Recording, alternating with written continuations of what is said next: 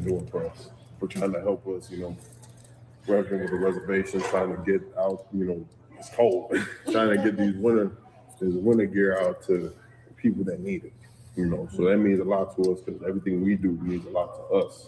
Just seeing our people being able to, not be cold and freezing, So we just wanted to get this for you, only if you accept. Thank you. I appreciate it. No problem. Thank you.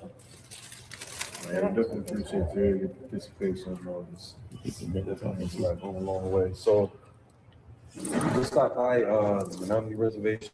Yeah, let me take you into the crossing.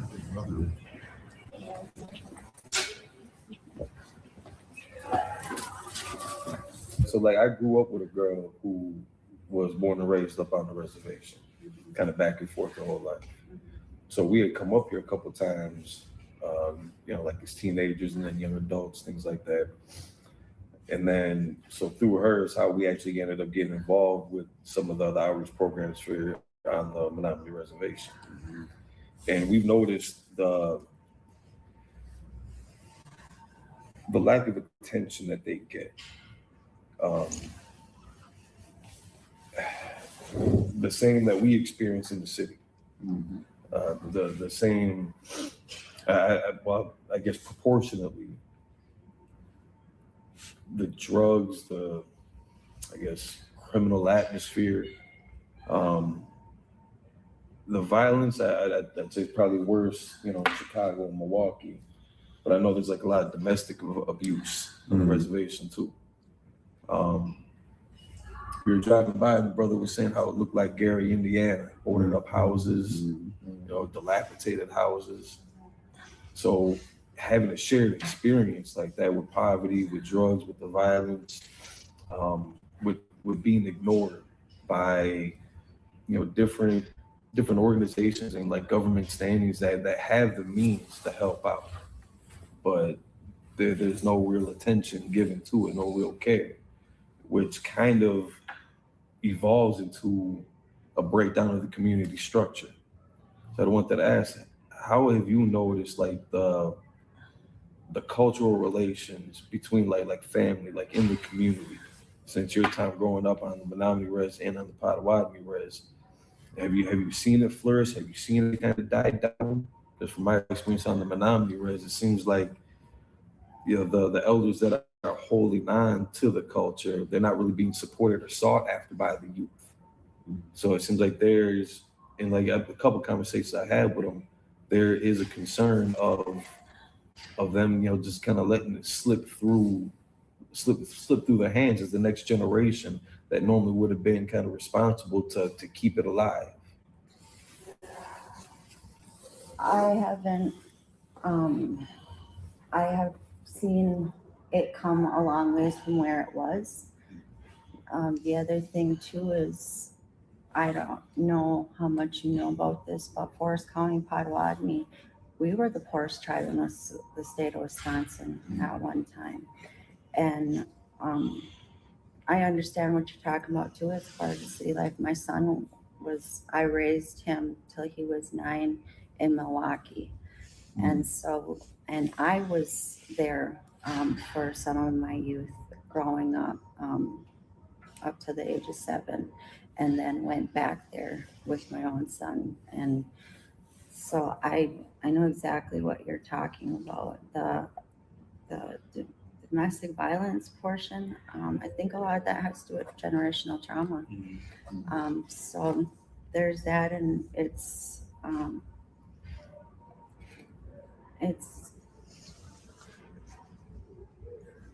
not affecting just the Menominee tribe. This goes, to a lot of different tribes, and that goes all the way back as far as the boarding schools and what our people had to deal with that. So as far as where they've been since I was young,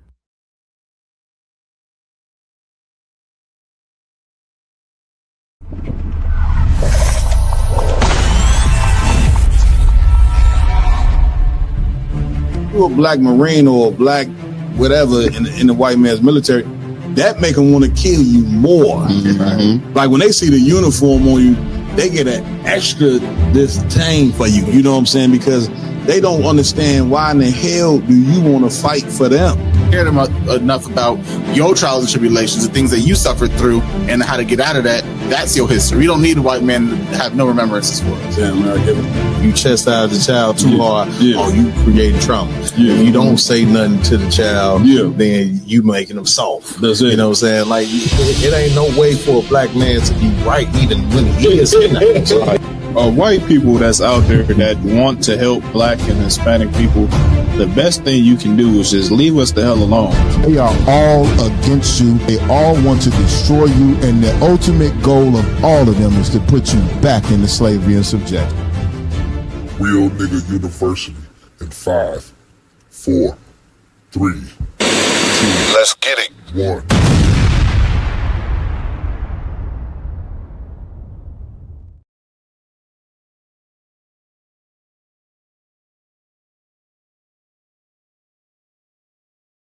With man, y'all ain't gonna get rid of us, man. You ain't gonna do it. We here to stay. You know what I'm saying? Y'all know how we do it, man. One West Style coming at you with another podcast. Had an amazing time last week out in Cincinnati. Give Captain Potazar a hand. All right. Great time. But before we get in that, like always, we want to give it up to the Most High, the God of blacks, Hispanics, and Native American Indians. Yahweh in the ancient Hebrew. Right. And of course, we want to give it up to our King, Yahweh Shah Mashiach, whom the world ignorantly calls Jesus Christ. And of course, we got to give it up to the man with the plan, none other than Commanding General Yohana. That's right. Like always, man, I want to give it up to my amazing co-hosts that rock it out with me every week. To my right, we got Officer Lamar Yala in the building. To my left, we got making all the fly t-shirts in the world. We got Officer Yara down in the building. And to my far right, we got Officer Iowa Lum in the building. To my far left, we got Officer Mayad in the building. Also, brother that made himself a member of the Round Table of Truth. You know what I'm saying? We got to order him a chair as well. They had the brother sitting in the roll-up chair, y'all down. See what I'm saying? We got none other than Officer Award and on Big O Live. All right. You understand? Do we need to get him a mic, Ramawan? Oh, he good. Award. Do we need to get him a mic? Or he don't. I'm just asking if he don't need it. Yeah, you know what I mean? I don't know. Yeah. Well, y'all just they do that. We just make sure we get the brother a mic, man. You know what I'm saying?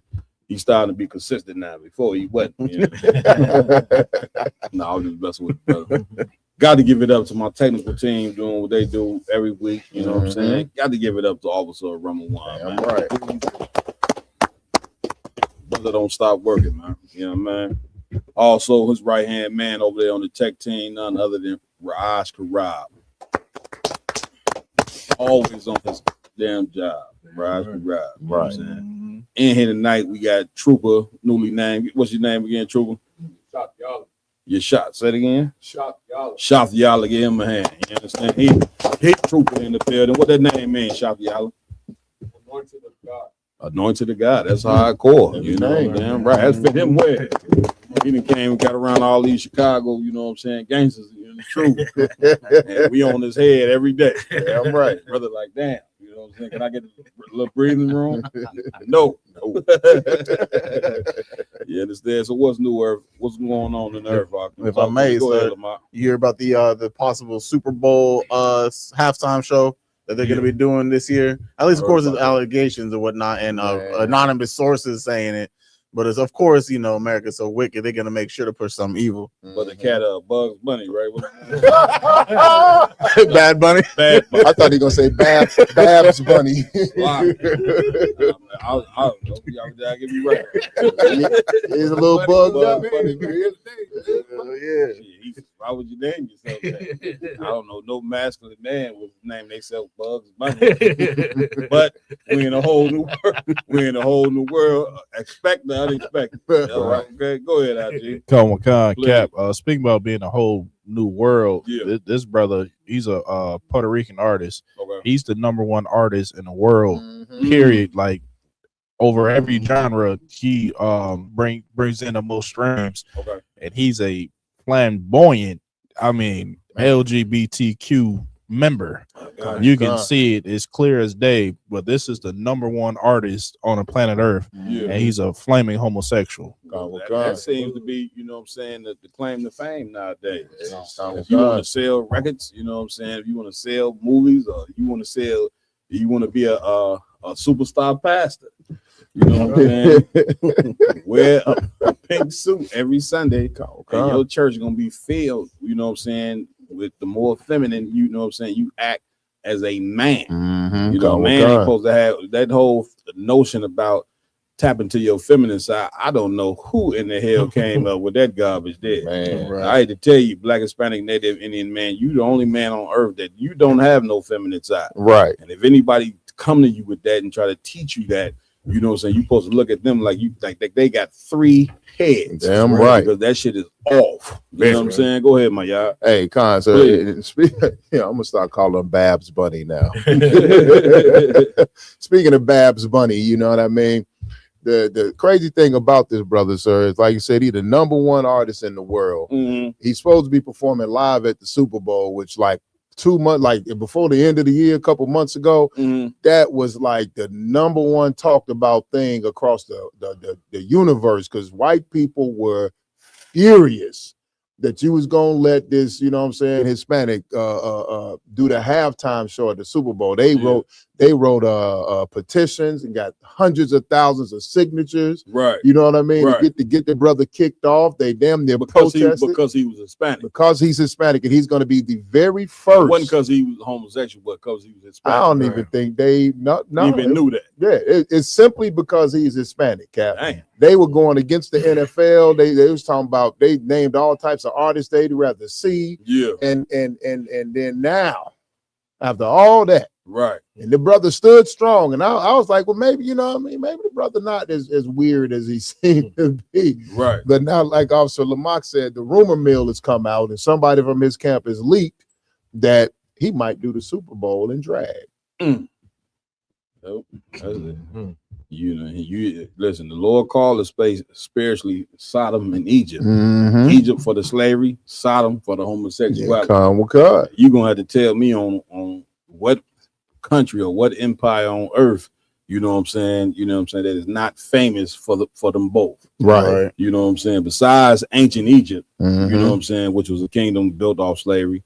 You got to go all the way to America for the next kingdom. Not to say other places didn't have slavery, but we talking about to where the empire was, the backbone of it was built off slavery.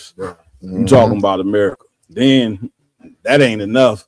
They got to also pull in the whole concept of this whole homosexuality, which just makes this place a world of confusion. So now this brother here, you know what I'm saying, Puerto Ricans are supposed to be masculine men, because they one of the 12 tribes. Get my point? So they can pull this cat on stage or whatever and have him perform in a dress, which is only to do one thing, which is to promote the mental illness that homosexuality is. It's like any commercial. They play certain commercials during the Super Bowl, you know what I'm saying, for that product to get more attention. Right. See what I'm saying? Now, homosexuality is already getting all the attention in the world. Now you got to have this cat flamboyant across the straight stage, dressed in a dress. And one thing I can guarantee you, I bet you if you ask him, do he believe in God, he gonna tell you yes he do. Oh, come on, God. with his Christian heart. You see what I'm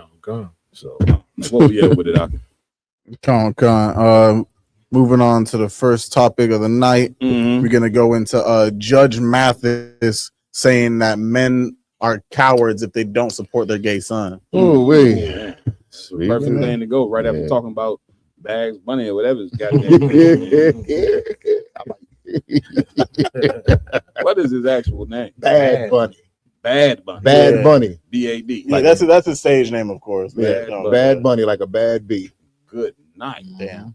The crazy thing is, like, the bunny word is very famous for like the corn industry. He just said for the females, and he just took that role and ran with it. And back in the days, they used to call, way back in the day, they used to call a hot woman a bunny. Right. And then Playboy bunnies. Bunny has always been associated with females. Right. And now he's Bad Bunny. He's Bad Bunny. Go ahead. Yeah, I think it's different in Spanish culture. Like bunny is something else. Like I know, like a rooster in Spanish culture is like you can fight. Okay. So I think bunny is something different. I don't think it's gay, but he's gay for sure. You a Hispanic, y'all in the chat, type in there for us. You know what I'm saying? What does that represent as far as the Hispanic culture? Help us out. Right. Right. What we able to store? It's actually a video. Okay, let's go with it. He said no, it was gay. Was a double life where I was going to work as one person, pretending to be straight, not being myself at work, and then coming home and, secretly living this life as a gay man. My family knew, a close circle of friends, but other than that, it was, And so I thought, okay, my son is he's finally able to be who he is. And that's what's important to me. I don't want you to hide who you are. I don't hide who I am. I don't hide who I am. And so it hurt me to know that. And so since that time, I've gone out of my way to try and influence the average person about the LGBTQ community, and particularly my son. And I'm going to shove it down their throat, particularly black men who are too coward to embrace this. Now you see why the son is living that life. Please.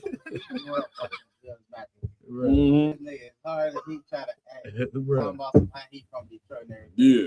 He wouldn't have known. And who he talked about? He talked about Wendy Williams and all the people, and how he really wasn't. He wasn't pro homosexual.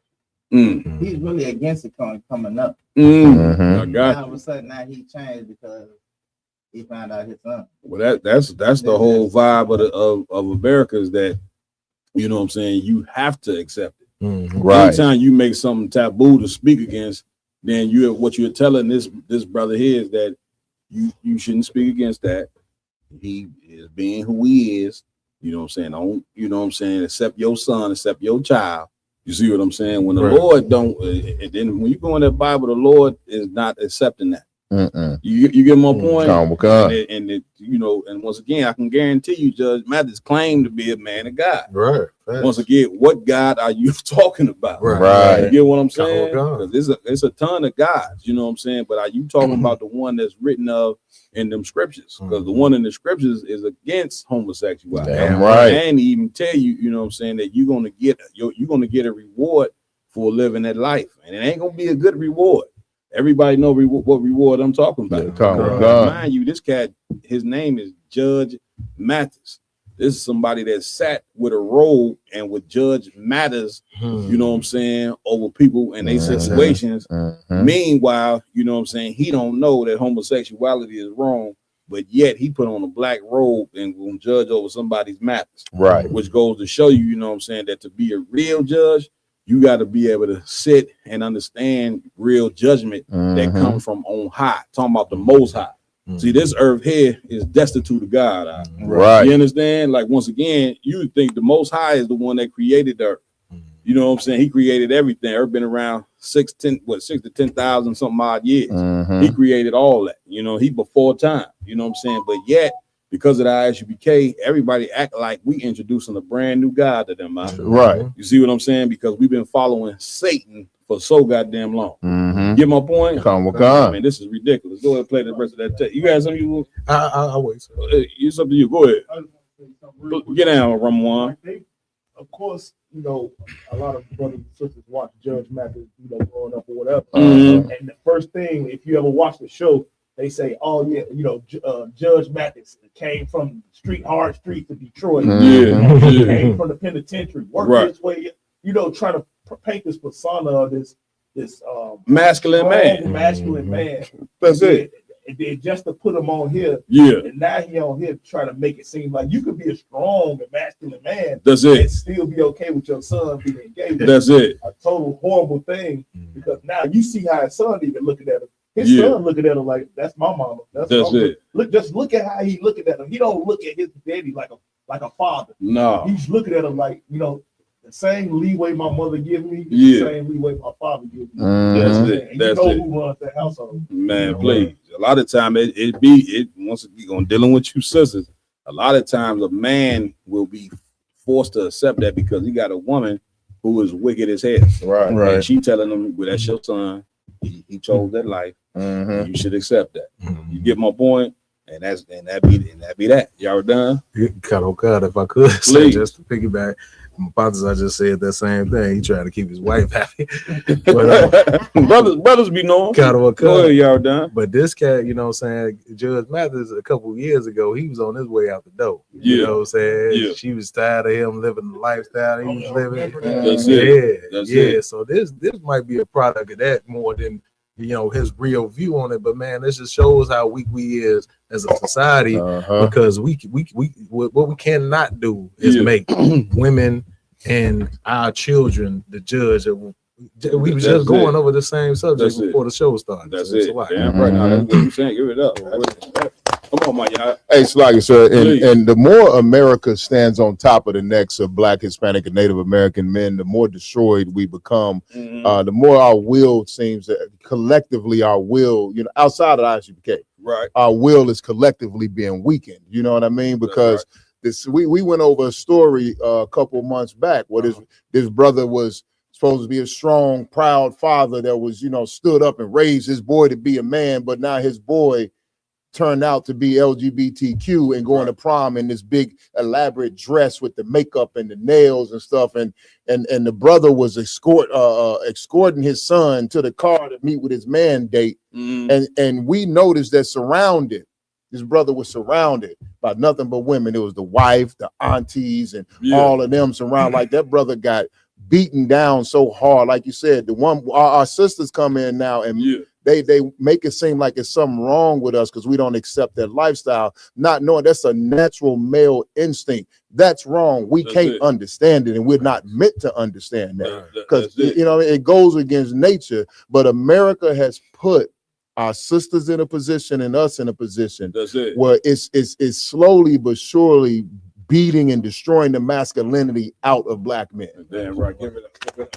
Let's finish playing the tape if we could. Son, you are coward. I was living this closeted double life. I guess that was it. You know what I'm saying? Get down, y'all done. Yeah, what he said at the end, which got like we probably skipped over it a little bit, but he was saying that the Black man is a coward if he don't support his can we son. get that part? We skipped he said it over right. He paused it right when he said it. Yeah. Oh, so he kind of glossed over it. I ain't no sweat. So what he was saying? He was saying that you as a Black man are a coward if you don't support your gay son. And I'm gonna reverse it on the so-called judge. You know what I'm saying? Because you are a coward if you do allow this society to beat you down and teach you that you don't love your children. Let's play it. I want to hear him say it. You know what I'm saying? Otherwise, people will be like, he ain't say that. He said it with such passion, too. You quoting something that wasn't said. You got to have it on record.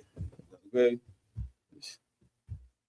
Where I was going to work as one person, pretending to be straight, not being myself at work, and then coming home, secretly living this life as a gay man. My family knew, a close circle of friends, but other than that, it was, And so I thought, okay, my son is he's finally able to be who he is. And that's what's important to me. Right. I don't want you to hide who you are. I don't hide who I am. Yeah.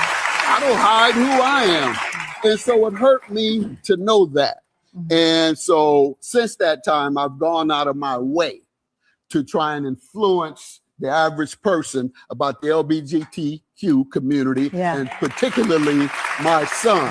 And I'm going to shove it down their throat, particularly Black men who are too coward to embrace their gay son. You are I was living this cloth. Woo! Hey, yeah. Like he didn't say all mankind. He charged black men. Black Cattle men. with God. You a cow. Right. Cattle Like, with God. as if, you know what I'm saying, homosexuality ain't running rampant throughout the black Right. community already. We got to have Judge Mathis come on there and tell us we a coward for not accepting our son acting like a goddamn woman. Right. Come on, my y'all. Hey, Cap, and what's even heavier about this video? Mm-hmm. While he's sitting in there on his soapbox, on his self-righteous rant, and revving himself up. Right. Tamron Hall is sitting there looking like, the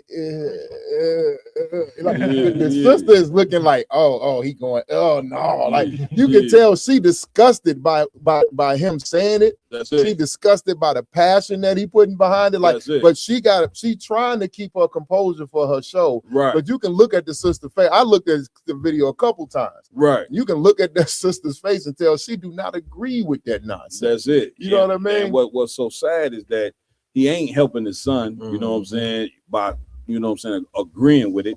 His son has an obvious mental illness and a demon. Yeah, he ain't helping him fight the demon by saying that it's okay for him to do that. You see what I'm saying? Like, he's supposed to not accept that life and tell his son, you know what I'm saying, I ain't messing with you while you living that life. You get my point? But to go ahead and accept it, you know what I'm saying, is basically accepting his son being destroyed. And you can see when the son was talking, his body language itself say he really don't want to take this stance, but for some odd reason he feel like he got to take that stance. And furthermore, you heard what he said. His son felt like he had to hide it.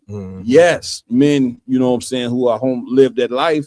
Yes, they gonna go hide it because instinctively they know that it's wrong. They know that they ain't supposed to be acting like this. You see what I'm saying? But nobody has enough courage to come and say that this life that you live in is unacceptable, man. Nobody but the brothers in the ISU. That's the reason why the Lord raised up prophets, because prophets are the only one that have the courage to speak against this mental illness and speak against an empire when it's wicked. And that's the job of us.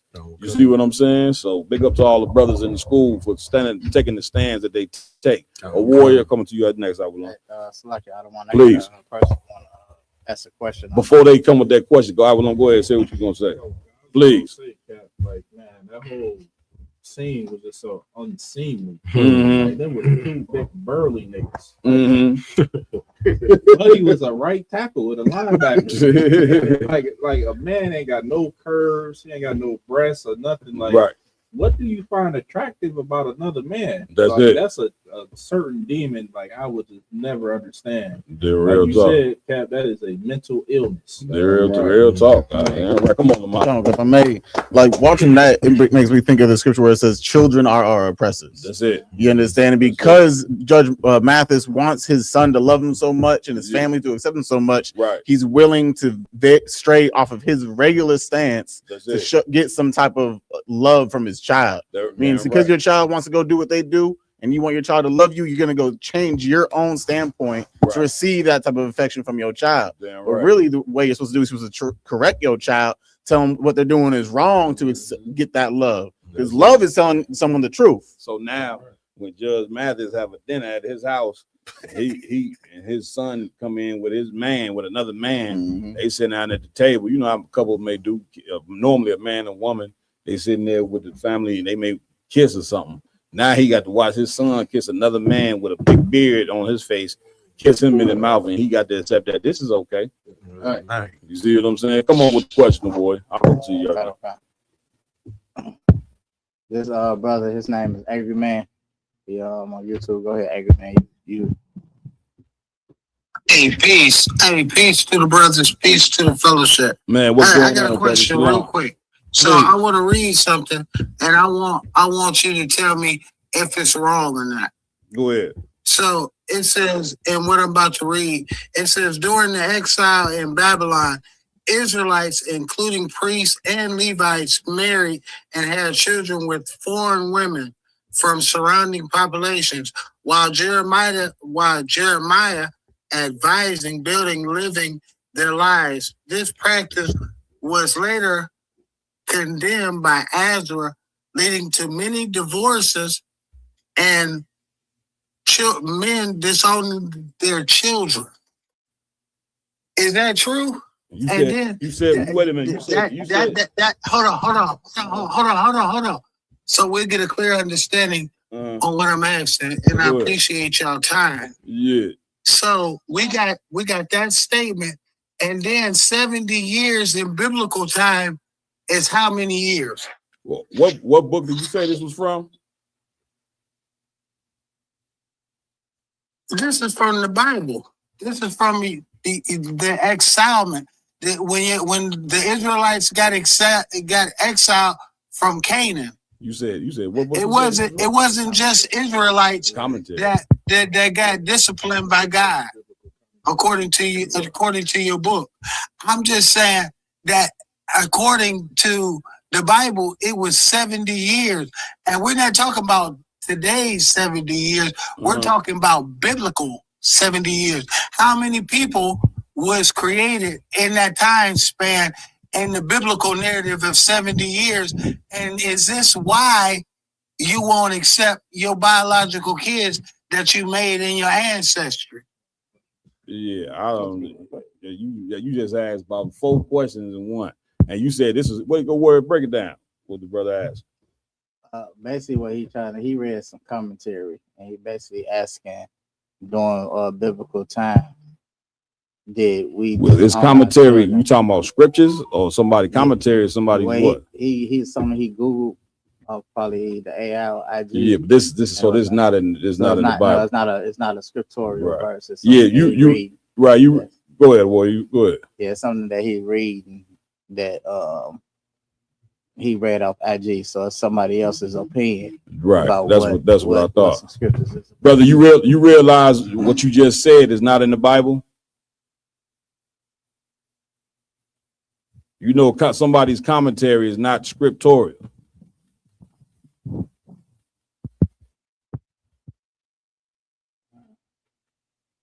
That's what I was asking. You want to say something, Jordan? Yeah. So this is this was the second part of my question. Thank you for allowing me. Hold up, angry man. But angry man, you first part of your first question, you just stated some commentary, but what you said, you know what I'm saying? Commentary is not scripture, brother. Scripture. You asking a question about the scriptures, you got to have a scripture on what you're saying, not biblical commentary, somebody's opinion. Do you understand that part? Were you exiled according to the Bible? I had said that in what I said in my first statement. Israel has been exiled many times, but based on what the particular question that you asking is not scripture. That's what I'm telling you. You saying something off of some commentary. And furthermore, you know what I'm saying, before you even get to your second question, what in the hell does that have to do with the topic that we talking about? Are you paying attention to the topic that we talking about right now? Man, brother, that if the question is not pertaining to the topic, then you know what I'm saying, that we don't even take the call. Like, it got to be anybody that we ain't got no problem taking questions. We answer any question that you have, but the questions have to be pertaining to the topic. This brother talking about some commentary. We on here talking about the demon of homosexuality. He get on here talking about some exile of somebody's commentary that ain't even in the fucking Bible. Right. This is what we tell y'all about this stupidity, man. That's right. You know what I'm saying? As a nation, you see what I'm saying? Like, we ain't gonna ever get fixed dealing with nonsense. He talking about some exile. And you talk about, like, you know, go ahead, y'all done. If I could, just to get back on topic, you know what I'm saying? Please get at it. Next time, you know what I'm saying, you want the question, you know, you want to make sure the question, because this is just wasted time. Go ahead, y'all done? Yeah, just to get back on topic, the whole thing of it is what was so diabolical about what Judge Mathis did is to say that, you know, saying correction is the wrong way path to go. Right. In the Bible, it says that we are supposed to love people the way that Christ loved the church. Damn right. If we love people the way that Christ loved the church, Christ corrected the church. That's right. You know what I'm saying? So that's showing love and placing a conscience in the people. Yeah. When the people understand what they're doing is wrong, then they would hide it and try to excommunicate themselves from whatever they're doing is wrong. That's if it. you just go and just say it's okay to do whatever you want to do, then you excuse them and you're killing their conscience. And here's get y'all down the hand for that one. Here's the other thing that we cannot miss in this whole thing is that Judge Mathis failed this brother as a father. Right, so that's the part. Damn That's right. that's you see him when he ducked his head down like that. That's the shame, you know what I'm saying, that he is feeling from failing this boy, from not raising him up, you know what I'm saying, to be what he should be. And black people and brown people, let this be a lesson. When you don't stick by a moral code and when you don't have a culture, you're going to be in the jam because now you don't have no solid ground to stand on. You don't have nothing to say, this is wrong and this is right. This is, you understand, this wrong, this right. And when you don't have that, you won't find out that you just going to be acceptable of anything, which means now you're going to turn to the white man's culture as far as and make him be the judge of what's wrong and what's right. And when you make the white man the judge of what's wrong and what's right, brother, you asking to be destroyed. That's right. You're asking to be what we are right now. People that are lost and in a total state of goddamn confusion. Damn right, sir. See what I'm saying? What we at with it? We everybody good? Come on. Pretty. Let's go to the next joint. Come on. Next up is just a small little snippet. A sister named Angela Stanton King. She had something to say for Black America. Come on. She stated, "Stop thinking Black women will save Black America. They won't. They sold us out for a choice to abort our future and feminize our men. Our savior will be the masculine, heterosexual Black male." Damn right. Where we go with this one? That was a hell of a statement. Yeah. Come You right though. You know what I'm saying? Your dad. If I could, sir, please. This is the man. This is have been the topic. You know, say on A our few show times. for a few times. She's been on the round table, which means we need to be getting in contact with her, making her see what I'm saying? It look like, you know what I'm saying, she looking for some masculinity, and we got a ton of it sitting right here at this table, right here. We gonna need a mop. Nah, let me stop. Go ahead, you heard that. No, that was pretty much it. But what the sisters are saying is right on point. Yeah. You know what I'm saying? We got to realize, you know what I'm saying, that what sounds good, you know what I'm saying, to your ear and pleasing to your ear. That's it. Ain't what Black people and Hispanic people and Native Indian people really need. That's it. We really need, you know what I'm saying, what the ISUPK is teaching. And Damn it don't right. always sound good to your ear. Damn I right. know some of the things you hear we say, you'd be like, I don't know about that. That's a little rough. Damn right. But if you do your research, damn you right, actually do like you was just telling the brother, go to the scriptures about it. That's You know it. what I'm saying? Don't come and tell us what somebody think about the scriptures. Damn right. Go to the actual scriptures and see what the scriptures got to say about it. Yeah. You will realize what the ISUPK is teaching is And, the right thing. You know, get y'all down the hand for that. And here's the thing: we Black people, man, we in a very, I don't know if y'all noticed, but are y'all paying attention to the things that's going on in the earth? I mean, I don't know about you, but we dealing with some very, give me the right look. It's some very serious times going on right now. I mean, you understand? Like the Third World War is at your doorstep. So a war, it represents so many things, you know what I'm saying, that's going to go not as normal. Like the earth is about to change. Right. You understand? America is not about to be the whole fun and entertainment that is normally have been. So seeing that you need real leaders during this time, you know what I'm saying, to kind of like wake you up out of this fantasy and this sleep that you in. America is about to be over with. Damn right. And you're not seeing it. You know what I'm saying? So to not be paying attention to what we're talking about and to come ask a dumb, silly question like that, it really just means that, you know, you're not serious about fixing us as a people. Damn right. You understand? Some right. questions is just to cause confusion. It ain't to really get an answer. You understand on what it is for on what direction that we need to be moving in. Right. Now, what this sister said was so powerful, you know what I'm saying? And you got to applaud the sister because, again, it takes strength even for a woman to be able to come out and make that statement because right, sir. Black men, number one on the list, you know what I'm saying, are the most hated in America without question. Right. I don't think anybody could argue that. You understand? Brown man, you coming in number 2, as you can see right now. They ain't even want you performing at the goddamn Super Bowl. Right. You see what I'm saying? Right. So Black and brown men are the most hated right here in America. And the sister is telling you that it ain't gonna be women, you know what I'm saying, that lead the charge in fixing us. That's what she's telling you. And what she's saying is correct, is biblical. Right. Excuse me. The Lord say the flock of my pasture are men. And we tell you this all the time. We tell you on this show that it's the job of a man to be a leader. You understand? And to fix his house. But first, a man must fix himself. And how does a man fix himself? He got to run across men that are better than him. That's right. And the problem is, in our community, we ain't running across men that's better than us. The cats, you know what I'm saying, that we supposed to be looking up to is the one that's giving us the guns to go commit a crime. Right. Or they giving us the drugs to go sell like they sell. Right. So the youngsters, they look up in there, looking at the elders in the community and saying, is this what we got to look to?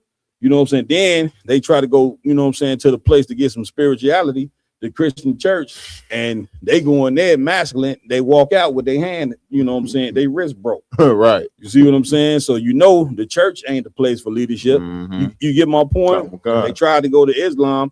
Islam, you know, you take you can look religious in Islam, but when you really examine the Muslims and the Nation of Islam, they Christians too. That's right. Wear the boot wearing, we just, once again, it's the round table truth. You ain't gonna be able to hide, you know what I'm saying, from us. You know what I'm saying? Them niggas is just as wicked as Christians. Damn right, So sir. now Black men are looking for some solid leadership and can't find none. Could you imagine that? To be lost and destroyed and to be looking for a place where you can get right and can't find it. Right. Then the place, you know what I'm saying, that is the place where you can get fixed.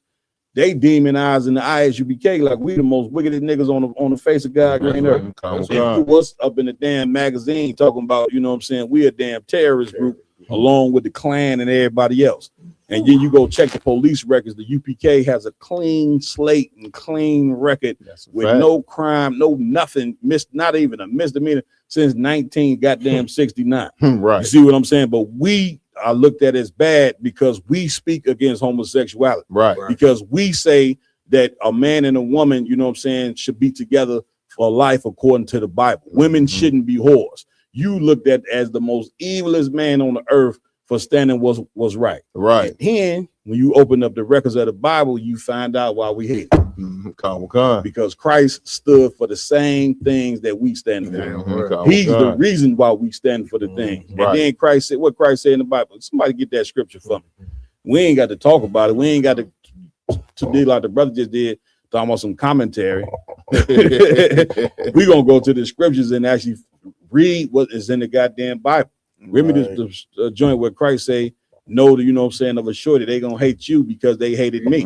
Jesus Christ, you know what I'm saying, was put to death because he was hated, not because he was loved. You understand? You get that out your damn head. You know what I mean? Where we at with it?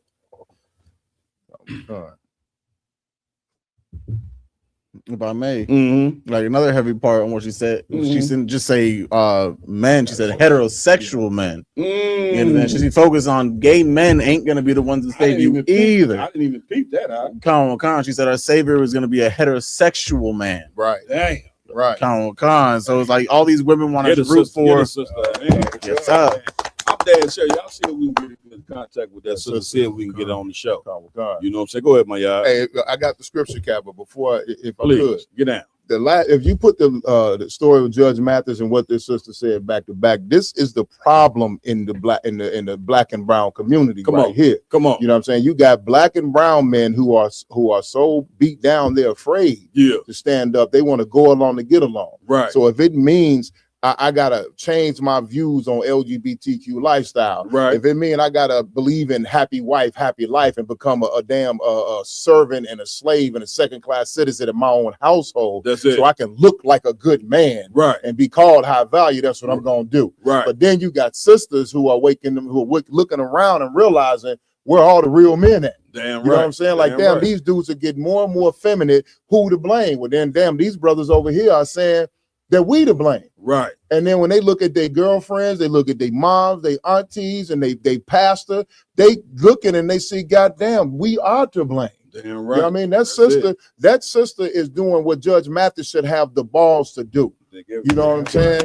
With to stand up to the brainwashing and be able to not be afraid to stand up to the LGBT lifestyle and tell his son, if you're gonna be like that, you got to go. Judge Bathurst is too busy trying to please that woman. You see how he was chasing her down when she was getting ready to leave him. You know what I'm saying? He in the mindset that whatever this woman say, he gonna agree with. You know what I'm saying? Which you know what that lead to.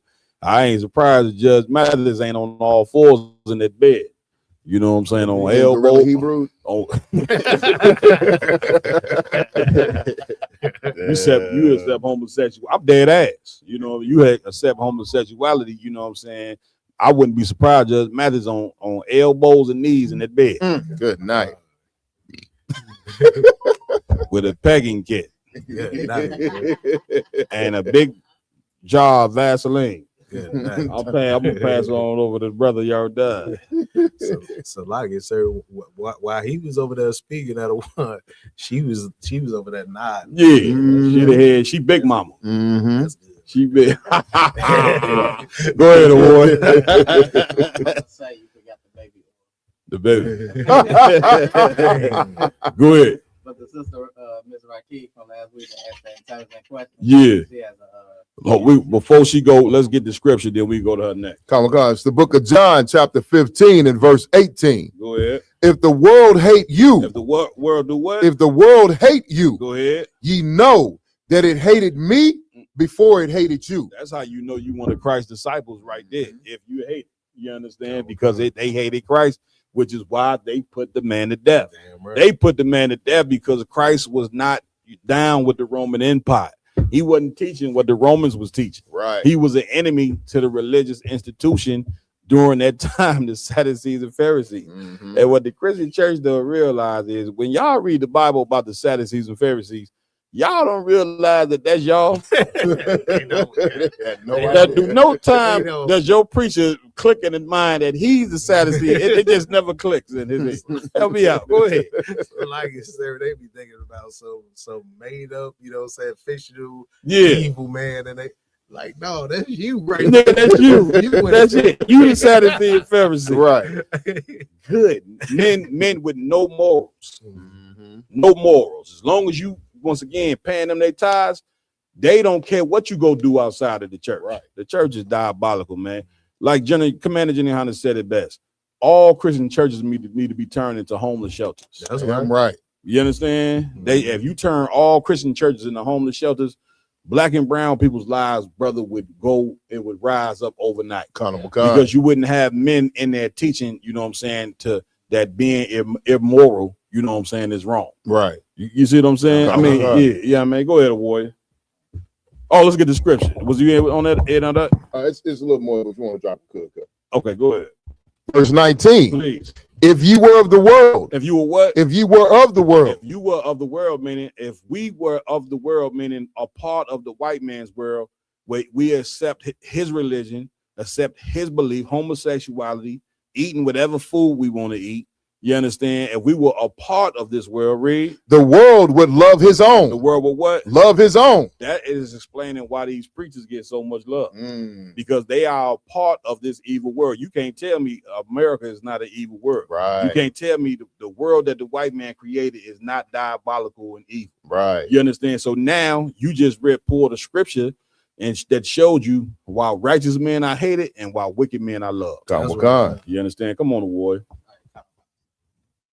Okay, this Ms. Rakee. That's Raquel. I know y'all saying Raquel. I told y'all that's Raquel from the hood. Go ahead, sis. beautiful beings. Shalom, brothers Shalom, and sisters. I'm sorry. You're probably tired of me asking questions. No, we are not. You know what I'm saying? We love questions. You know what I'm saying? We just want to make sure that the questions is pertaining to what we bringing out. You know what I'm saying? So come on with the questions, sis.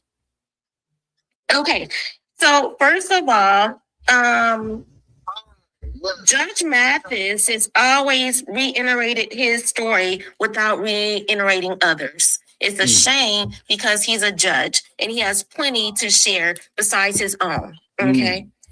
Second of all, Black women have inserted government entities, causing the lack of self-ethics, values, and her own morals, which, you know, is unfortunate because our ancestors teach us these things, right? Right.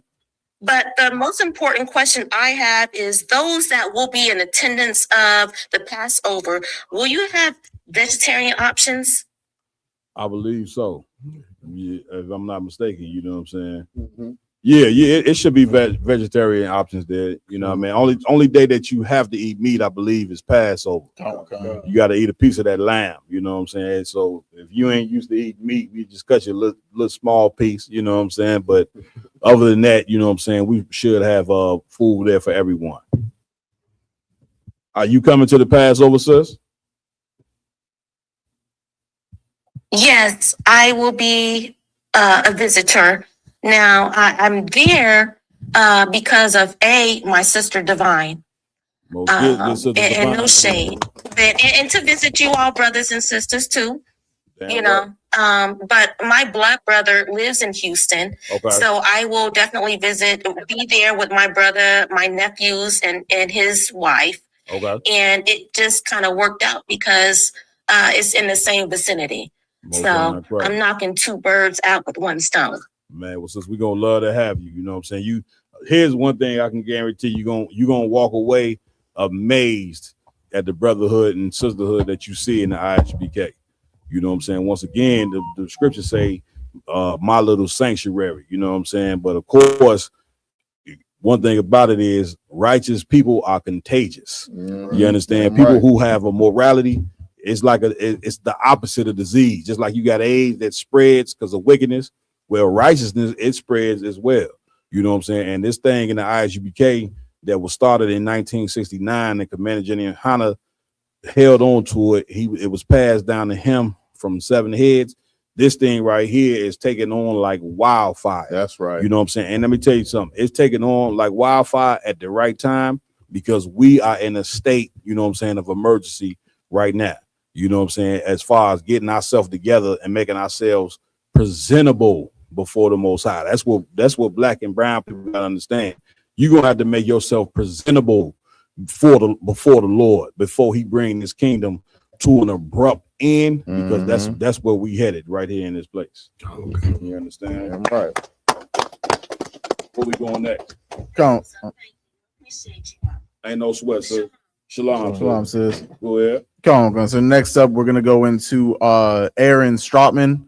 She's the nurse that did those abominable things to those babies in the NICU. Lord, let's get into it. Somebody done her down. Right. A nurse who admitted to breaking the bones of babies. She got a sweetheart deal then. She's getting a sweetheart deal now. Put it up full mass.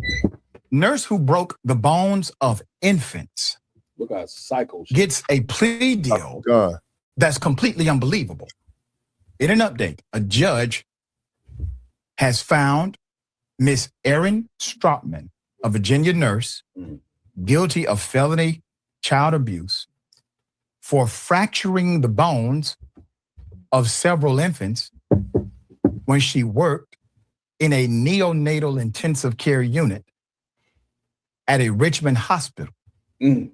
Strotman pleaded no contest, was allowed to plead no contest January 15th to 20 charges filed against her, including malicious wounding and child abuse for several incidents between 2022 and 2024 in which she injured 9 babies while working at Enrico on Doctors hospital. I'm going to talk about how she was originally caught in just a moment. Just consider the most innocent of life imaginable. A baby, an infant.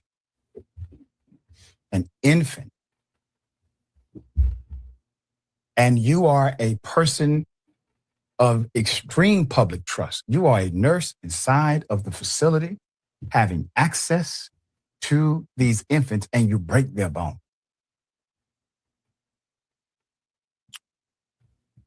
You're licensed, you're trained, you know better. In my opinion, you're held to a higher standard of accountability, not a lower one. If somebody from the street walked in and did that, judge, throw the book out. If this happened to be a black nurse, come on. He tried to avoid saying that black. First he said if somebody from the street, you understand? Like black people, come on, man. You know what I'm saying? Like I'm coming to you, Lamar. For us to even to keep talking, you know what I'm saying? Like we don't live in a racist place. You know what I'm saying? That means we ain't ready to fix the problem. You get my point? Like, man, these people done destroyed us, done all type of stuff to us, and we gonna keep talking, you know what I'm saying, in circles. No, brother, just get straight to it. He eventually did get to it, but get straight. If this was a black nurse and if this black nurse did this to white babies, brother, she's been got 80 years for what she's doing. Come on, Lamar. Like you said, if she was into white babies, he didn't even say anything about the race of the babies. Right. Yeah. He just kept saying infants over and over and over again. But what she did it to 9 separate black babies. Yeah, he didn't want to say that. Listen, what you saying is so heavy. Once again, that means as a people we avoid. Listen, white people. The white man is a scary animal.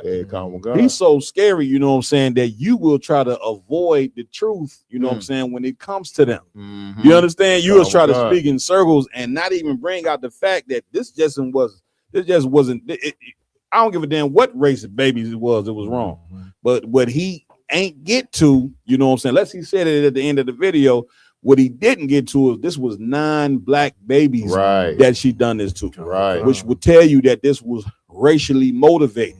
You get my point? Like what we scared of? They done everything to us that you can do to a human being. What we scared of now, to where we can't just come out and say that this was, you know what I'm saying, obviously racially motivated. Come on, y'all done. If I could, please. Sir, what's so heavy about what you bringing out of one, and it's just like a perfect alignment of time. You know what I'm saying, for her to get this sweetheart deal right now, right around the time of, you know, MLK Day. You know what I'm saying, the man that wanted us to come together with these nations and do and not, you know, have our own doctors come out and look at our kids. But, you know what I'm saying, like, have their doctors look at our kids. And have their nurses serving our kids. Our doctors wasn't good enough. Our doctors wasn't good enough. The white man got better doctors and nurses. So you know what I'm saying? So that's what he wanted us to do, is join. His water fountains is better. They ice is colder. The white man's toilets is this. This is what the civil rights was about, Ross. I know you kind of young, Ross, so you don't know. You know what I'm saying? But, yeah, this is what the civil rights movement was about. It was about, I don't want to sit on this black toilet. I want to sit on the white man's toilet. I don't want to drink out the black water fountain. I want to go drink out the water fountain with white people. I don't want to have my own black hospital. I want to go to white people's hospital. I don't want to go to the nigger restaurant, you know what I'm saying, to get food. And black people, the best at cooking food. I want to go sit in the white people restaurant where they don't put no seasoning on anything. Now, you know, these civil rights leaders that you love and you swear did something for us was the stupidest amongst black people. And listen, the Kerner report brought it out. The Kerner report, you know what I'm saying, said that the best of black people was the ones who did not want to join America. Not these idiots, these so-called bourgeoisie, you know what I'm saying, getting degree idiots, you know what I'm saying, that wanted to, you know, join us to our oppressor and thought that it was wise that we give up ourselves to join them. And then you wonder why we're in the predicament that we in right now. The civil rights movement was the most destructive thing, that it wasn't even the slavery. The slavery is just one thing. bringing us over here and change, wiping our history out, our identity out. But it was when your so-called leaders decided that us joining America was our best option, joining the people that hate us. It was the most destructive thing that ever happened to us as a people. Right, sir. Get my point? Come on, Maya. Was you done? Y'all were done? Come. Yeah, Maya. Hey, Cap, what you're bringing out is so heavy, Adawan. You know what I'm saying? That the difference between the brothers in the ISUPK and the civil rights leader, and even this brother right here, I give his brother credit. He bring out stories. He doing his thing, but like you said, he cared about his people. He do care about his people, Yeah, but man. like you said, he will dance around saying certain things. That's it. And Salakia, maybe in my limited time on this earth, you know what I'm saying, in this truth, I attribute it down to, I don't want to, say another word, but I'll attribute it to selfishness. See, in the UPK, we're taught to be selfless. That's the point. You know what I'm saying? We sacrifice everything, our lives, our time, our family, everything, so that we can raise up our people no matter what the cost. That's it. You know what I mean? We're not afraid of death. Like you said, they have done everything to us. So what in this day and age would make a man afraid to just plain out say, this white woman killed black babies, and if it was a black woman killing white babies, that it'd be a different out. Just come and plain say it like we do. That's it. It's a bit of selfishness because he doesn't want to happen to him what happened to others before him. You know what I mean? Even though he may not realize it. Right. There's a little bit of fear, and that fear makes you a little bit selfish. It's self-preservation. Yeah. But we done got rid of what that's supposed to be that natural instinct of self-preservation. Damn We right. on nation preservation. Damn you know right. what I'm saying? Man, give my yard a hand for what you saying. You know what I'm saying? Was that it, Akim? Ramawan. Can we give a shout out to a few people in the chat room? I want to recognize them as well. Right. Also, too, for the people, brothers and sisters on Bigo, you don't just have to ask a question. You can also make a comment. If you would like to make a comment about things that we're talking about, you know what I'm saying? You can make a comment as well. All right. Go ahead, Ramawan, you got it. We got Block it if I say your name. I mean, if you're an officer in the school, you got your regular name on the we got the Bell Thornton. Brother been copying like crazy on him, Mariah Allah. Most high Christ. Chicago system, Rhea Stevenson. Yeah. Always Damn right. At Loyalty 7. Because we have Malak, I believe that's Officer Malak from out of Kansas City. Most high Christ. Partizan, of course. Damn right. Sister Karma Da still watching. You know, I know they got some things going on. Asha Aya, you know what I'm saying, watching it. And Partizan, how that brother that brother watch the show faithfully every single Man, big shout out to Quatazar down in Buffalo, New York. We're gonna be back down there to see you, Ward. He on Go ahead, Jordan. He on it. Yeah, they show the brother, you know, man, the brother got a hell of a zeal. And that's the reason why you got, you push this truth as hard as you do. You know what I'm saying? For brothers like that who love the Most High, love this truth. Right. I'm right. Go ahead. Was that it, Ramon?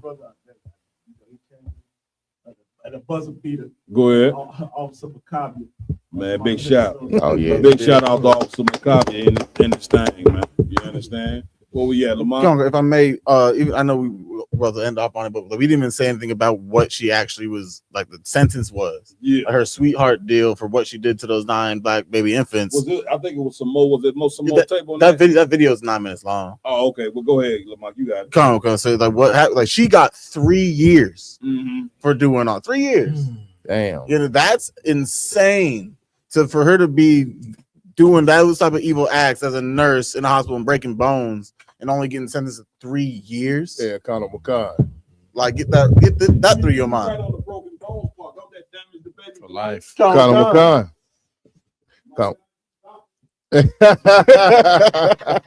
Hey, Conor McCon, if I could, the report say each of the way that she broke the bones of these children, they're never going to develop correctly. Right. You know what I mean? They're always going to, she has permanently disabled at least 9 black children that we know of that they caught her doing. She had been a nurse for a very long time. You know what I'm saying? And to get 3 years, that's why I call it a sweetheart deal. She didn't get. She's not accountable for nothing that she did. 3 years is nothing. You can get a speeding ticket or stop paying taxes for 3 years, right? Go to 3 years. That is the epitome of white privilege. That's the point. You know what I'm saying? That shows that even today in 2026, you know what I'm saying? Brothers and sisters love to state what year it is. Well, here's a reality check. It don't matter if it's 2026 or 1856. Right. You know what I'm saying? You are still the most hated creature in this country. Right. And there is no law, there's no justice for you. There's no law that's going to prevent you from being harmed and unalived. And as you see, even your infant children, if you are born black in this country, you are not safe from the moment you were born to the moment they lower you into that ground 6 feet. They're going to find a way to disrespect you, hurt you, degrade you, and completely torture your entire being from the cradle to the grave. And listen, let me tell you something. I'm coming to you, IG. This goes back to what the scriptures say, where it say, never trust thine enemy. Right. You know what I'm saying? I'm good. Right. You know what I'm saying? This is a lesson, and we're supposed to have our own black hospitals. Right. You know what I'm saying? Where the damn nurses actually care about the damn. It's a proven fact that black people get better care when they deal with people from their own race. Yeah, that's a fact. Like, why do we even have to teach this? Right. Why are we in the state that we have to teach, you know what I'm saying, that being around your own is better for you? You understand? That going to school and having black teachers is better for the black kids. Right. You understand? Why do we have to teach that? You know what I'm saying? And last but not least, if being taught by black teachers is better for kids, you know what I'm saying, going to black hospitals and dealing with black nurses and black doctors is better for black kids, having black businesses is better for the community, then guess what? Guess what that means? What's that? Having a black God is better than having a white one. What kind? But we just don't want to admit that the church, you know, Christian church is the white man's God. We still want to be in the state of denial over that. Damn right, sir. Man, Cap, what you bringing out is so heavy, sir.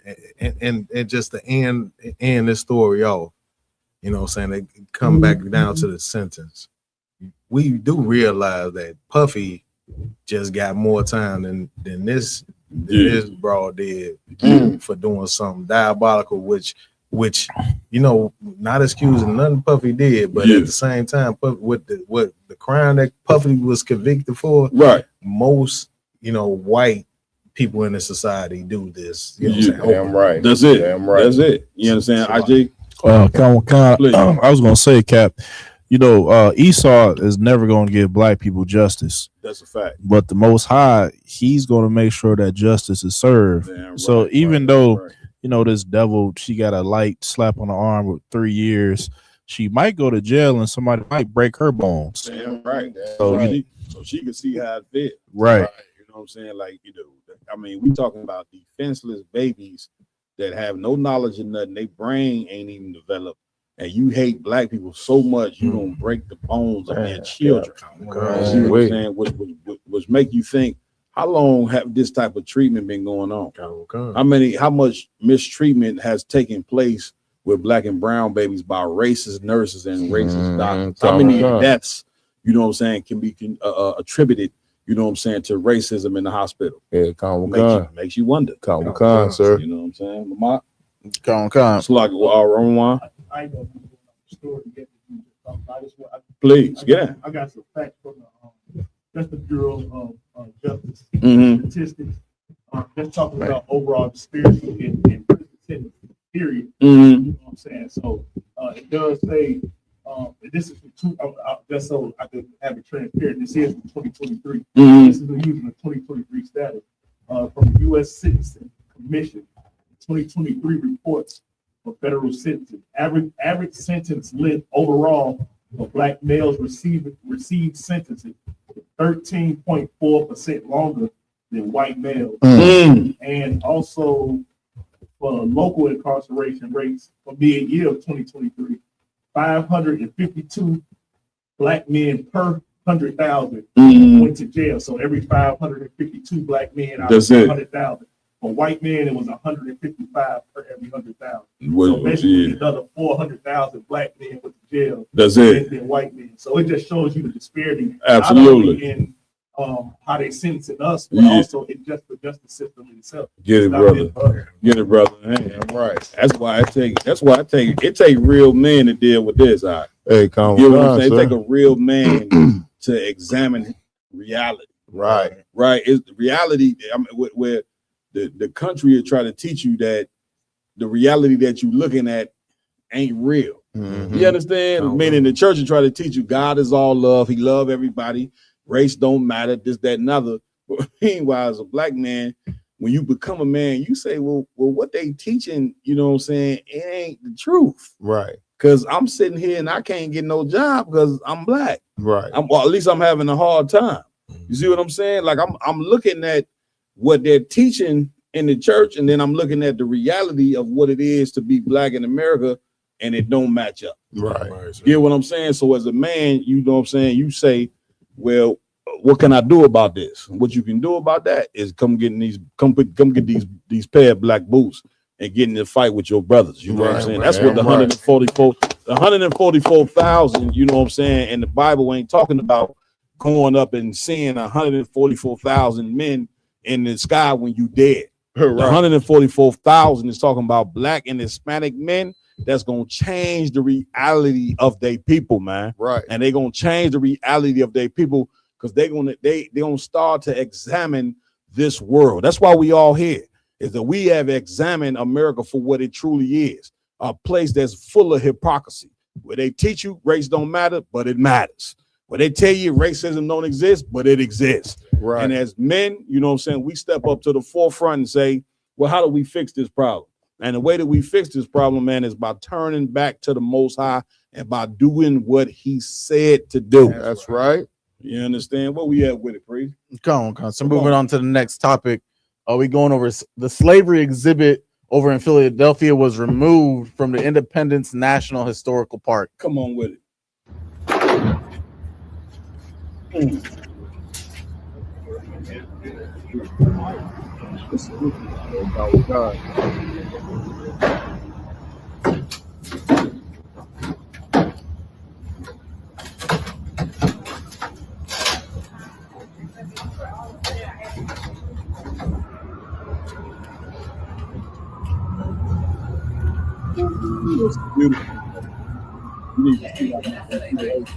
In Philadelphia?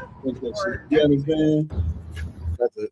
Man, who won't take it on this one, man? RG? If I could, Cap, like, let's say, like, okay, if they wanted to be like diplomatic about the situation, they would have hired some Uncle Tom niggas to at least take the damn photos off or whatever. That's it. You can tell it's some Proud Boys and Klan members ripping off the damn photos. Yeah, it's just like so blatantly racist, right? And showing that we hate black people and we don't care how you think about it. Man, get a brother a hand for that. Listen, for those black people who mad from seeing this, don't be mad. Right. You know what I'm saying? Like, this is healthy for us. It's healthy for you to see that you're not a part of America. I'm right. It's healthy to see that Martin Luther King's dream, you know what I'm saying, is a fantasy. That's right. That would never happen. That's right. Like, you need to see reality in order to get you. Nobody can get fixed without reality. And so to see them taking down and removing the black history from this place where it was at in Philadelphia, you need to be able to see that so you can finally understand where the hell you live. Because, brother, we've been asleep to where we live at. Right. You understand what I'm saying? Come on, y'all down. Get in. If I could, sir, what's so heavy about what you're bringing out is just like we were talking about Michelle Obama and what she was saying. But Barack Obama is a pacifier for black people. Right. He was a pacifier for you, something to make you feel good, like you're a part of something. That's it. You know what I'm saying? He didn't do anything for the black people. Damn right. But he was there you know what I'm saying, for you can feel like, you know what I'm saying, America, man, maybe America is making a change or something of that nature. That's it. But what I want to say about this situation right here, I don't want, and it's just my opinion on it. Come on. You know what I'm saying? I say they taking down those things, you know what I'm saying, about our slavery. Yeah. In the future, we're gonna have a memorial of their slavery. Right. And we're gonna put their picture up there so they can memorialize they people in captivity. Right. Now. I wouldn't doubt Mark, y'all come on with it. Come on. Like what I'm thinking about this is like when you see this in 8 days, it's Black History Month. You understand? So what they're doing right now is saying, "Fuck your Black history." Damn right. You understand? And let's look, Black people. That's good for you to see. Yeah. You know, go ahead, Lamar. Con, and like last week was Martin Luther King Day. That's it. You understand? So right in the middle of Black History Month and Martin Luther King Day, they go show you that your history is irrelevant to them. Right. Listen, but just if I could, because you mentioned Martin Luther King, they ain't give a F about Martin Luther King either. How do we know? They shot him in the head. Right. You understand? Do you not understand this devil? Like the government is the one that assassinated him.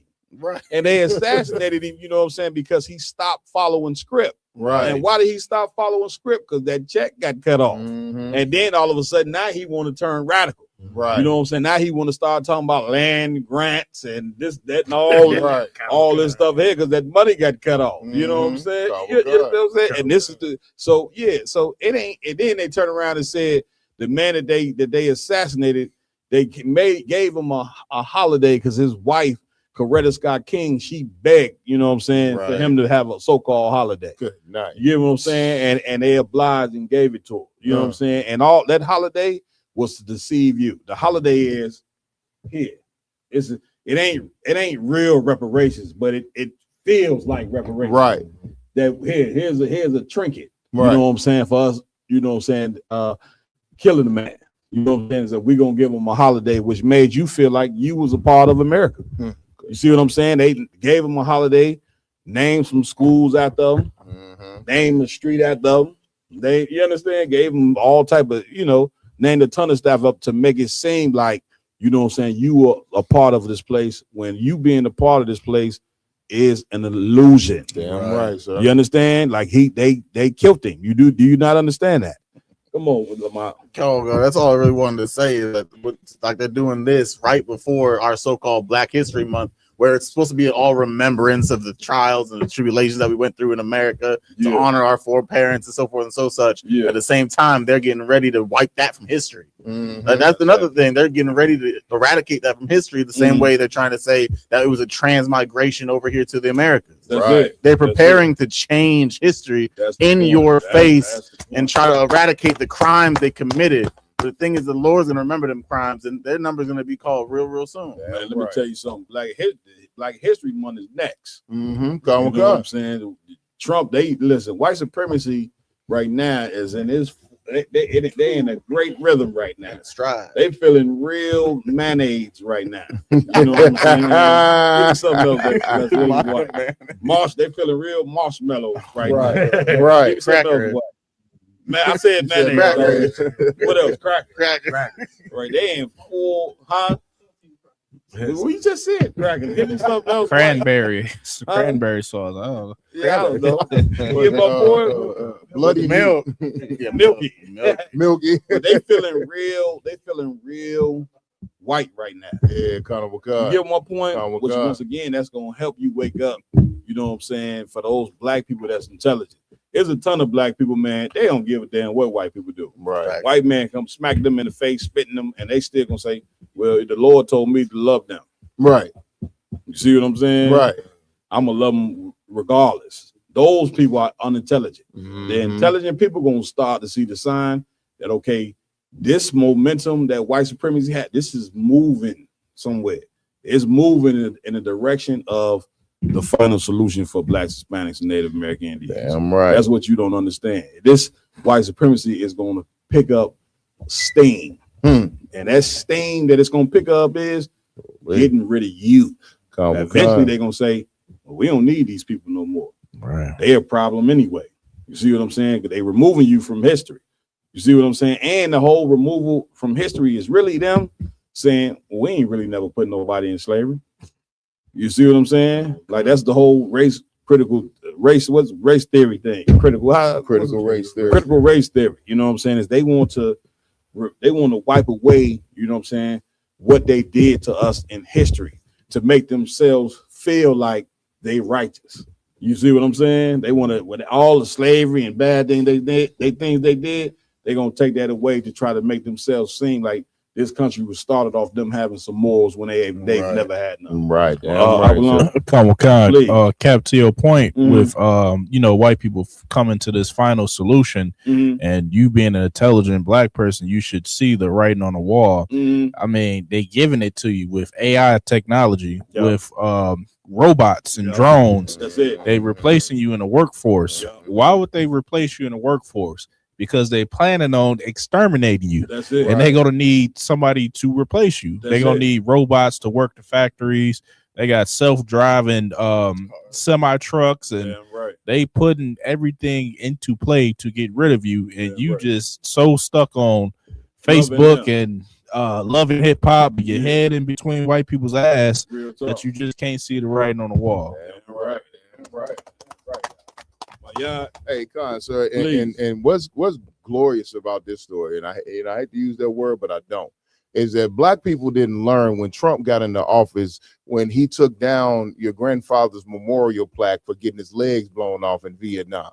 You know what I'm saying? Or World War II. Remember, Trump went around to all the memorials all around the country and tore down every placard and every memorial that had something to do with black people contributing to fighting for the so-called freedom of America. Right. So all the black soldiers and Native American soldiers and Hispanic soldiers that died in all these wars, they took all the memorials down and destroyed all the memorials. So of course the next thing they're going to do is, like you said, Cap, they're rewriting history because they're going to get rid of you. You know what I'm saying? So let's take down what you did in the wars. Black people ain't never done nothing in no war to help America. Let's take down the slaves. Y'all wasn't never no damn slaves. Y'all was just a bunch of lazy workers that didn't earn their pennies for, their pennies on the dollar that we was paying you. You know what I mean? That's right. So now when we get rid of you and history looks back on the people we got rid of, they're going to say, well, they ain't never done nothing anyway. Damn right. You know what I'm saying? They were lazy, shiftless people that ain't contribute a goddamn thing to society. This is so ancient Egypt all over again. Give me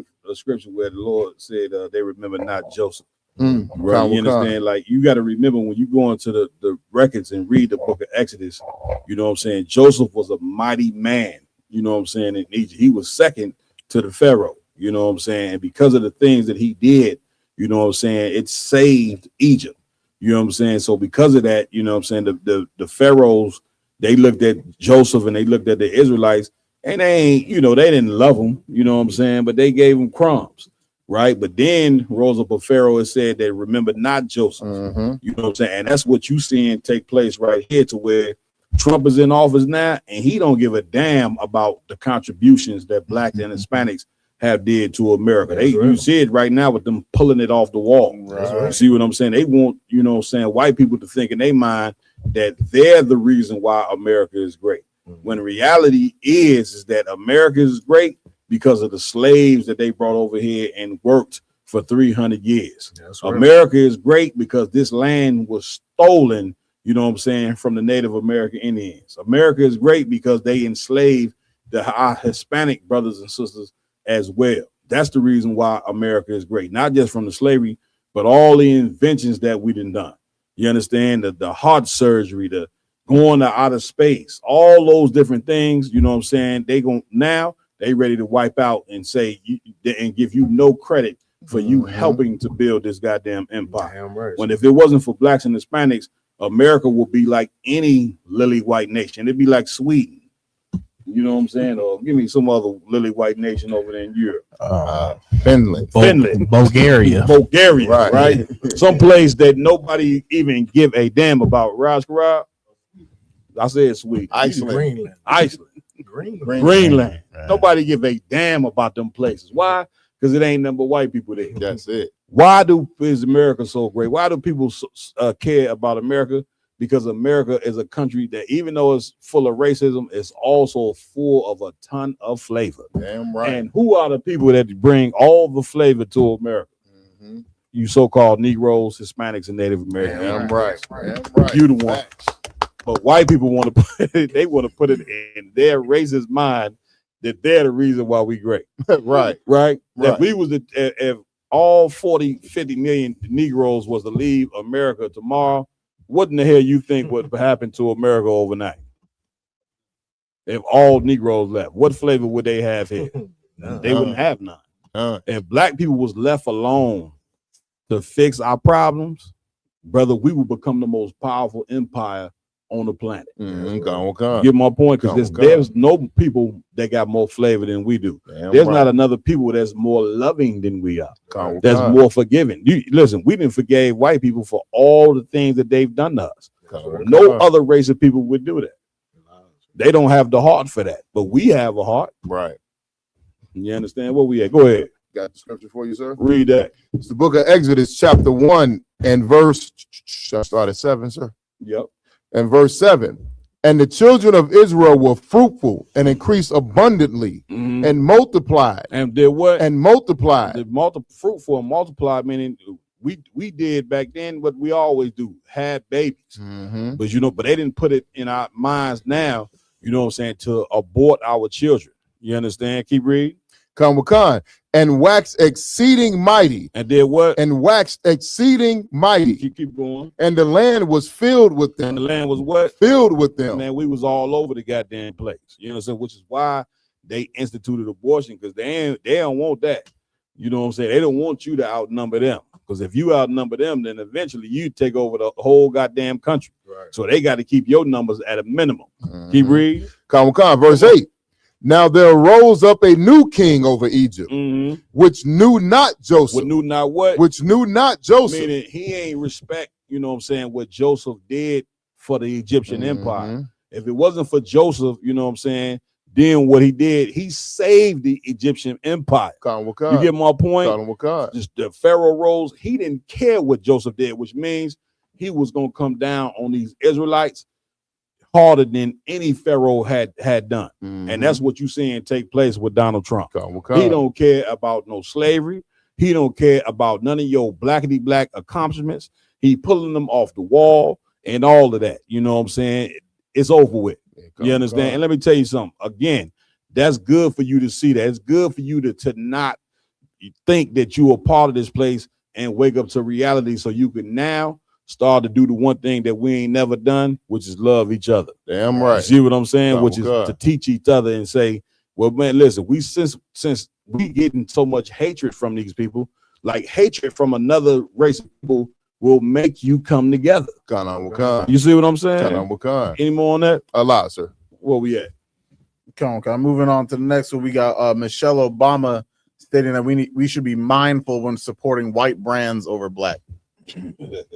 Good night. If I hear of someone whose fashion that I like, and I know that they're a person of color, I try to make it a point. But the clothes have to be available. You know, I think we can all do some work to think about that balance in our wardrobes. You know, what does our closet look like, and who's in it? Who are we supporting in it? Right. You know, and I think if you have the money to buy Chanel, then you have the money to buy everybody. Right. And so let us be mindful, I think would be my advice. At the end of that, Go ahead. Maya, you got it. So like, sir, I just want to say one thing. I hear what the sister's saying, you know what I'm saying? And I agree, you know what I'm saying? If you buy black, that's it. You know what I'm saying? Support black business, support black people. But on the same token, she supported the whitest business ever on the face of the earth, which was the United States of America, by being the first lady and pushing Barack Obama to become president and doing absolutely nothing for black people, but posing in front of the damn camera. And she became, after Obama left, she became the second great black hope, because they was begging her to run. to become president so she could be the first woman and the first black woman president. You know what I'm saying? And I'm glad she ain't put her hat in that race. You know what I'm saying? But that sister, and like I said, Cap, she can say all that about supporting black business. Why don't she take some of that some of that ex-presidential money and start investing it in the hood and raising up the established black businesses and rebuilding the ghetto from the ground up? Get a brother a hand. Go ahead, Warren. So you know, Michelle Obama used to go to school right on 73rd and Jeffrey. Yeah. That's what she, you know. My father lived next door to her. That was his neighbor. You know what I'm saying? Pops told me I was gonna have Pops. You ain't getting all of it. My pops was right up next to her. You know what I'm saying? But here's my point, right? Michelle, where was that 8? What was that at 8 years? How long ago Obama been out of office? 2016. I would say at least 9. Because About 9 years. Yeah. Trump, Biden had a term. Had a with term. that. So 15 was the end of it. So where was all this black talk 9 years ago? Right. When your husband, you know what I'm saying, you ain't get none. You understand? He went there and did absolutely nothing, you know what I'm saying, for the people. Right. If you were a president, you damn right for the people who want to let Barack Obama, you know what I'm saying, off the hook, you know what I'm saying, y'all put him in office. He claimed you got a black president where he's supposed to do something for black people. If you in the office, he at least supposed to be influenced by his wife to do something. He did absolutely nothing. Right. You understand? And his wife, you know, said, and then you heard what it say, you know, she like, well, you know, you got to watch who in your closet. Once again, I'm coming to you, Ward. That's our people, you know, not speaking directly to the point. She basically telling you, you know what I'm saying, them white clothing designers that you got in the closet should be replaced with black ones. Right. You see what I'm saying? Okay. Which, like my yah said, that was very intelligent for her to say. You see what I'm saying? Which, once again, this is basic common sense. To love and support your own. Right. You get my point? Right. Like we running around with designers, you know what I'm saying, paying a ton of money for a name. You understand? When you could go, I mean, what we talk about? Y'all done? Man, Calvin, I mean, you basically just took the words out of my mouth out of what they, man, she, you know what I'm saying, she's coming with our black leadership, it just has to get to a point to where it's like you don't come and you talk about these things when it's convenient for you. Right. You know what I'm saying? You got to come and you got to out these things when you are in your biggest moment, you know what I'm saying? And it might cost you something. You know what I'm saying? That's when it's actually gonna mean anything. But you know what I'm saying, what happens to our people, and just playing devil's advocate, I don't want, what happens to our people is this. When somebody does come out, you know what I'm saying, they make a public example of them like they did Kanye West, Kyrie Irving, Nick Cannon, these different people. You do make a stance, you know what I'm saying, at a pivotal time in your career. These as examples, they show you like, you never do this, you never speak up against this establishment when you have the platform. Yeah, right. Right. Boy. Like, so, you know, just you know, it bring to, you know, memory. You know, we got the Feast of Pharrell coming up. Damn right. Big up to the Priest of Rent. Damn right. That's just me that Mordecai being in her ear. Yeah. The same way Mordecai was in Esther's ear when she was married to that heathen and he was over, and you know they was destroying our people. So she could have got Obama to do something for his people. Damn for her right. people. That's You it. know, that's what the problem was. That's it. Right. You know what I'm saying? Like, right. It was heavy for her to say that, though. We don't want to, you know, not give her credit for coming out making that statement. But now, black people, it seems, are starting to wake up and have some intelligence that supporting their own and looking out for their own is the best solution. We about 400 years late on that. A little bit. But at least we waking up now. Right. You understand? Like, Right. man, you damn right. You know what I'm saying? Take them damn white, you know, design, and a lot of these white designers that we support, get me right on this part, are racist as hell. You understand? They didn't, like, you didn't have a ton of them come out and say, I don't want black people wearing our clothes. Yeah, come. You know what I'm saying? It's damn near like if a white designer come out and say, I don't want black people wearing my clothes, we go buy the clothes more. as a revolution. Help me out. Right. Look, Cap. Like this time I'm gonna hit him right here. I'm gonna give him some money. But that speaks to mind. That's what the civil rights movement was all about. Hey, Connor, the more and more that white people will hit us over the head with sandwiches, you know what I'm saying, and milk. Smack this over the head with cakes. You know what I'm saying? They pouring whole shakes on our head, and y'all looking at that like that's a real revolution right there. Right. They pouring milk over the top of our head, spitting on our food. They was going in the back, spitting on the food, serving you up a sandwich. You know what I'm saying? You eating white spit. You know what I'm saying? And you psychotic with saying, I'm gonna force these racist white people to take my money because this is what God will want me to do. Right. Eat the spit burger. Do we not see how stupid the religion of Christianity is? Do we not see how stupid Martin Luther King was? Man, that Uncle Tom nigga turned over in his motherfucking grave. Damn right. I tried to stop cussing, you know what I'm saying? But at some point it's gonna come out. The mayhem is gonna come out at some point. Oh yeah, I'm trying to not get kicked off there. I know these things. One one's gonna chastise me tomorrow. Like that, you can't be saying. Yeah, this thing. If I could, sir, Please. That what you just said just reminded me of this brother, man. Like, and if y'all can find this video, y'all should look it up. But it was a brother that was in one of the sit-ins, right? And the brother said that when he did get the meal from the right restaurant, it was the worst food. He ever tasted. I remember that.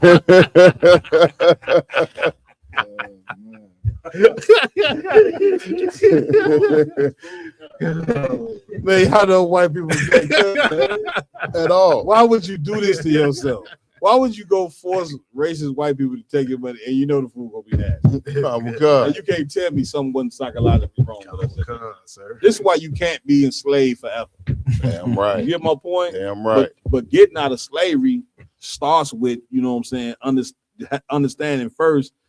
You got to understand the slavery. And you can't get out of slavery by loving the people that put you in that condition. You got to hate everything about them. Now, you ain't got to be rude. You know what I'm saying? You ain't got to, commit violence and go get guns. You just got to hate what they stand for.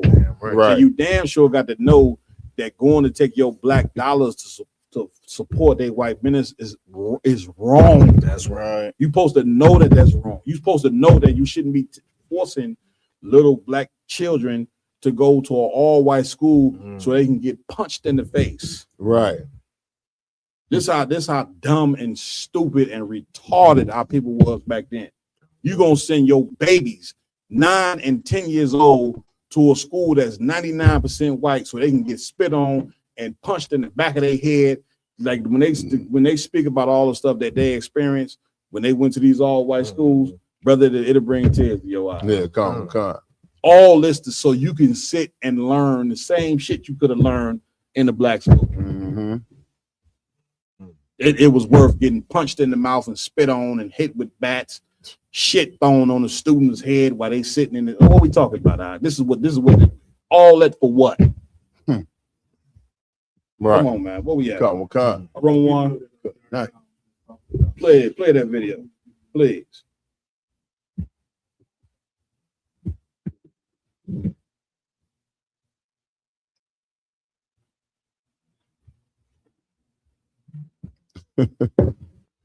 Good night. Somebody like, I don't like this show. You gotta strap people, Uncle Tom. You gotta strap them down in the seat, and make them listen to this. You know what I'm saying? Go ahead, Roman. When I was finally served at that counter, I thought it was by far one of the lousiest meals I ever had. And I asked myself the question, is this what I put my life on the line for? But remember, it wasn't about the food anyhow. It's about being treated as a fellow human being. Man, that's a rough one. Man, Cap, I was just gonna say, okay, you can be treated like a human being by other black people. Why the fuck you gotta be treated Right. You need the love from white people.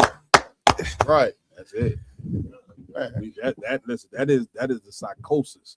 That is our mental illnesses that we need the love from them. From them, right? We need it. We got to be accepted.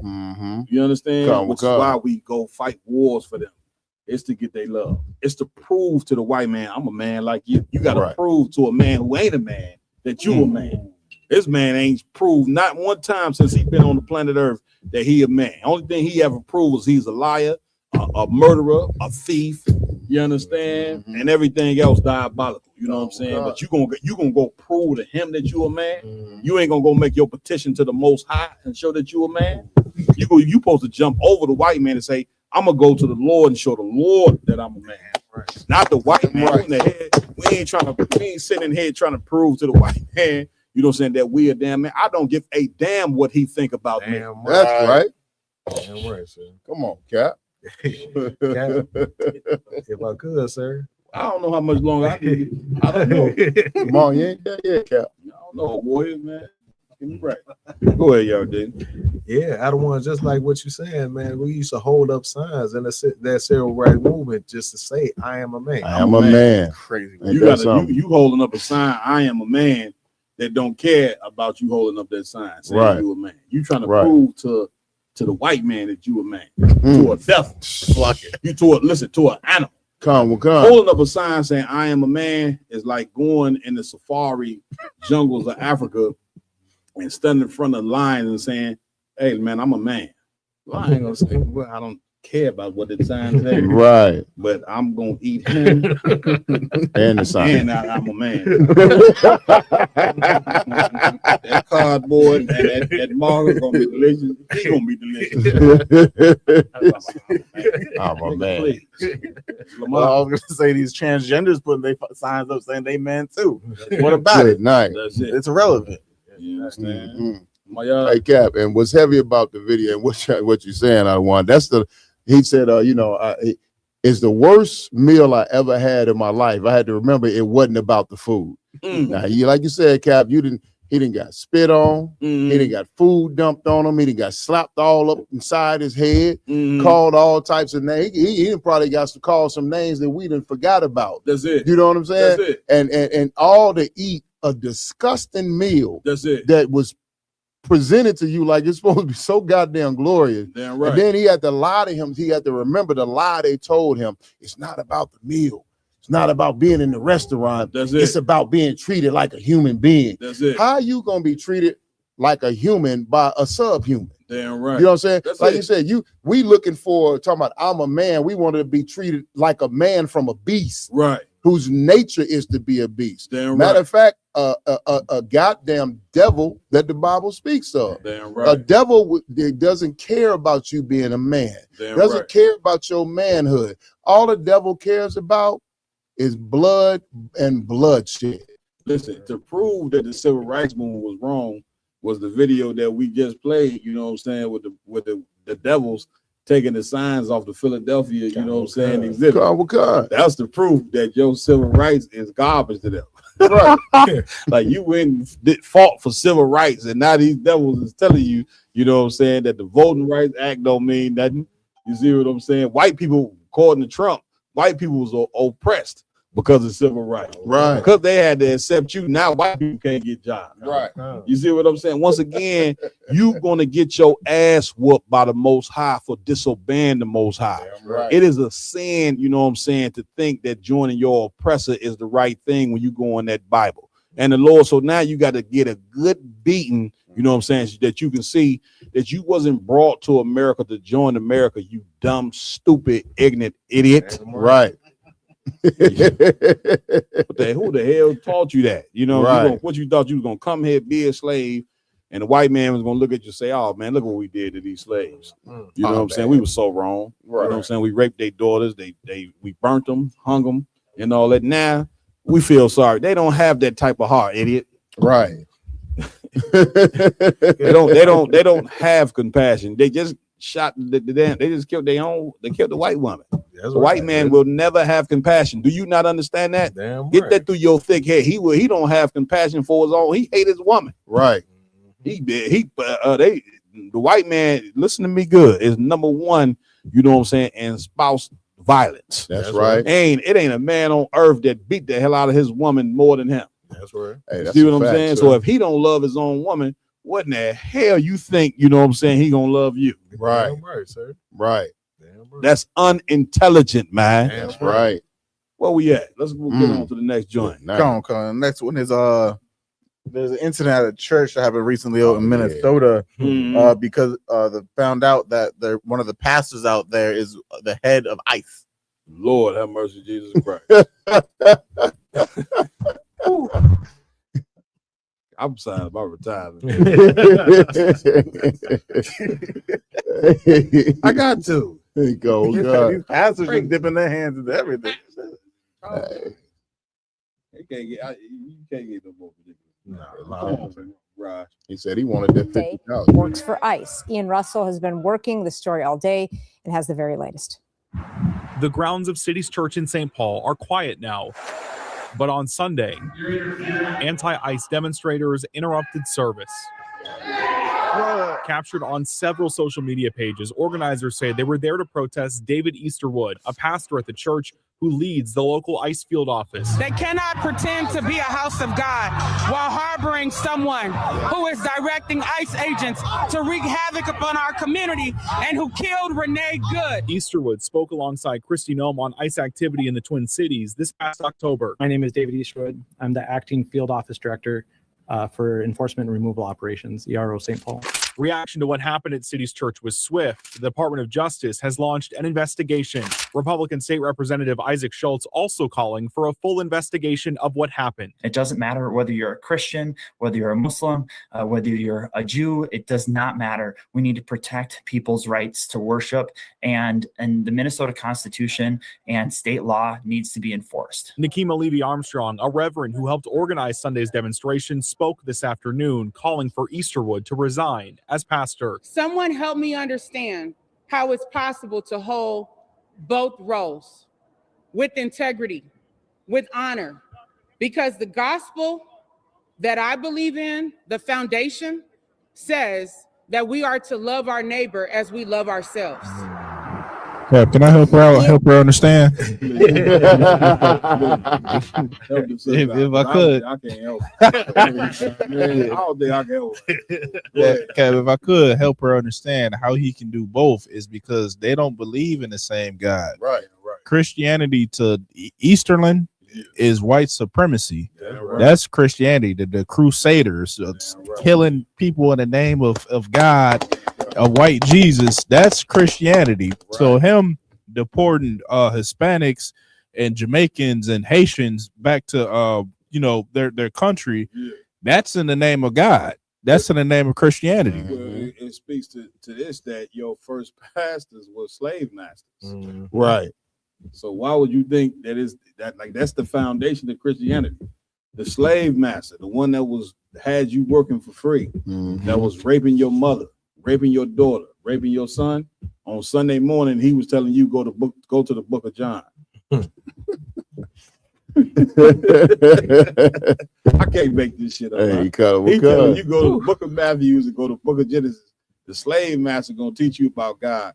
And black people, you refuse to face that. Damn right. And then at some point, he said, well, I don't think it's wise that me being a slave master, that I teach the black people the Bible. Let me go find, a black man with a chocolate face to teach them the same thing I'm going to teach them. Right. And they will accept it more. And that's what you get from your Christian pastors. You see what I'm saying? You don't understand that Christianity is the religion of Satan. Damn It right. sounds crazy as hell for me to say that, but when you really examine it, you know what I'm saying, that's what it is. So you shouldn't be shocked that one of the cats who running ICE is a damn pastor. I mean, this is crazy. Go ahead, young dog. Yeah, if I could, sir, and just to speak on what you're saying, out of one, like what people don't realize is when you go through seminary school, you know what I'm saying, to become a pastor, you have to sit before a board, a board of 5. What do you think these men are? A board of 5 white men, Jesuits. You have to sit before that board, and they have to say, yes, you are ordained to go through and teach the Bible to Right. the rest of your people. One of the people who judging you is a cokehead. One of them on heroin. Hey, God. One of them is a child molester, and they sitting there determining who gonna go out there and teach the Bible. Y'all sitting there looking at these men like these is prestigious men. You know what I'm saying? Meanwhile, they everything what I just named in the book. You know what I'm saying? Like once again, black people, let white people have their religion, man. You know what I'm saying? Again, going back, listen, we forgot about this. The damn KKK is Christians. You know that, right? Damn right. You understand? Like you following a religion that the damn Klan, you know what I'm saying, is a part of. Good night. I mean, that's just the history of it. You know what I'm saying? Where we at? Move on to the next one. This is last on the queue. We got Pastor Todd, as always. Again, you say he's telling that he needs to get 10K in 90 seconds. That is fine. Hey, come. Make me, you know what I'm saying, lay the truth. I get me a nice card. I want to make a multi-millionaire out of someone, but they have to sow $10,000. He said, and they have to do that within 90 seconds. If you're going to do it, get it now, write the check. If you do this, God said, I'm going to make you a multi-millionaire. I wish it was me. But God said, Good night. Yo. I'm ready to wrap the show. Hey, God. This nigga serious. Damn. And then he ain't even give him an hour. He gave 90 seconds. 90 seconds. They got to hurry up and write the check. He don't even want them to. That's for you not to think about. Don't even think about it. You know what I'm saying? You want you to get this. He gonna make you a multi-millionaire while you writing this check. Wow, black people, you come on, man. You know what I'm saying? Like, are we that foolish? We can't sit and see. You know what I'm saying, that the damn church is a hustle. Right. Get me right on it, somebody. I mean, this is insanity, man. Hey, a warrior. I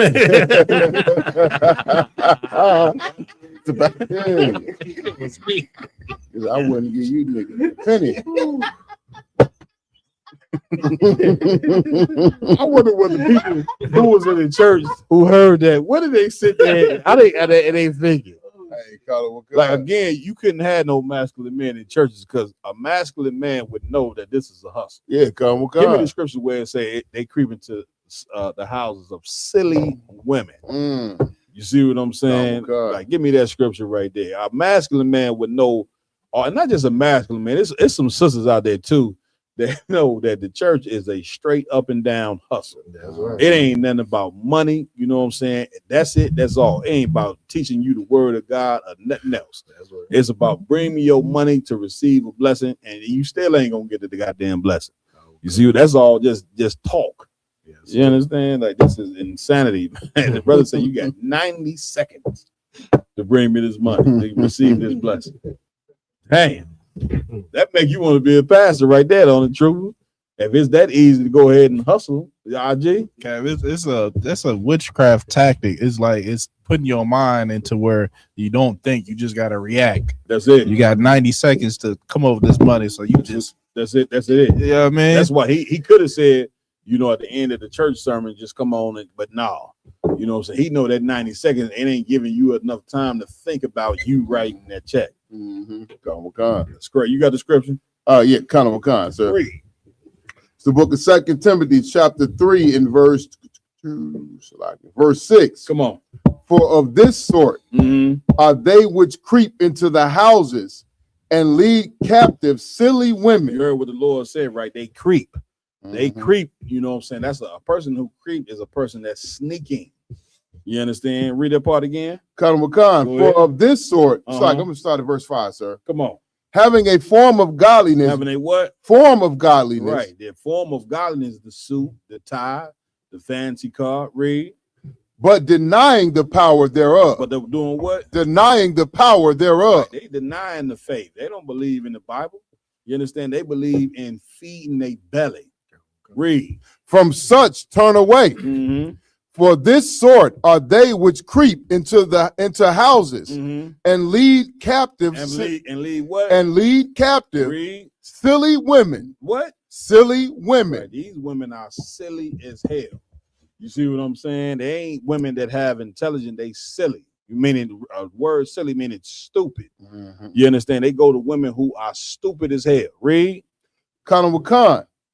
Laden with sin. Laden with what? Laden with sins. Laden with sins because they creep into that house and tell them, well, all you got to do, sister, is donate this, donate that, and it's going to cover your sin. You can't cover sins with money. Right. Like, don't stop trying to turn the Most High into merchandise. That ain't going to work. You know what I'm saying? The way that you cover sin is by changing, repenting from the sinful lifestyle that you live and becoming brand new and never doing. Christ told a woman who was caught in sin no more. He ain't tell her keep sinning. Don't worry about it. You all good. Just pay your tithes. You see what I'm saying? But that's what they teaching you in the goddamn church every Sunday. And it's why we so evil. You want to know why we so evil in our communities? This is why. Because you got cats like this right here that's running gang. You understand? This is pimping. Yeah, come on. This is pimping at its finest. Once again, pimps. You know what I'm saying? They found a legitimate hustle. Right. They got tired of getting locked up, you know what I'm saying, from doing something illegal. They said, but why would we have to do something illegal when we could just go in there and, you know what I'm saying, mislead black people and soup them up, tell them a bunch of lies, and they're going to come pay us money, and we're going to be richer than up damn pimp is. A lot of these damn preachers, man, they so good at misleading the people. Brother, they got private jets. Do you know how much it costs? Every rapper ain't got this basketball players make, they ain't got a private jet, but your preacher got a private jet. When you ever done? I could, out of one, man, what's so horrible about what these cats is doing is they perverting the Bible. You know what I'm saying? So now, you know what I'm saying, when you have the ISUPK out there teaching the truth of the Bible to the people, they looking at it like this is a different kind of hustle. That's You know what I'm saying? Because they have been so, you know what I'm saying, like beat down by brothers like this, you know what I'm saying, sitting up in that Christian church and turning the word of God into a hustle. That's it. That's it. You understand any more on that, my yard?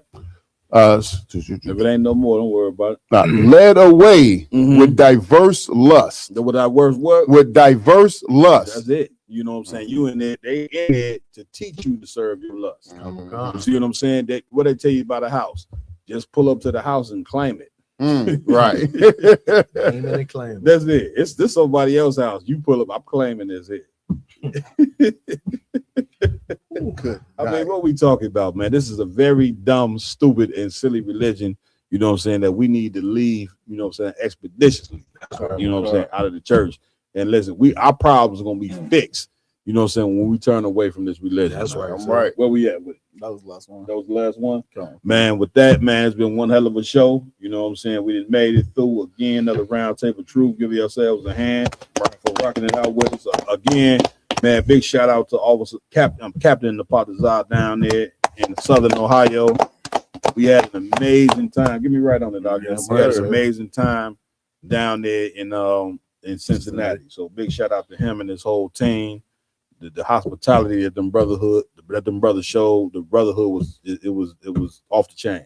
You know, Lamar, I'm going to Lamar for announcements. Let's go. Come on. So as always, make sure to like, follow, share, subscribe to Roundtable of Truth, Real Nigga University social media pages out there. That's right. The Roundtable of Truth will be in Minnesota next Saturday.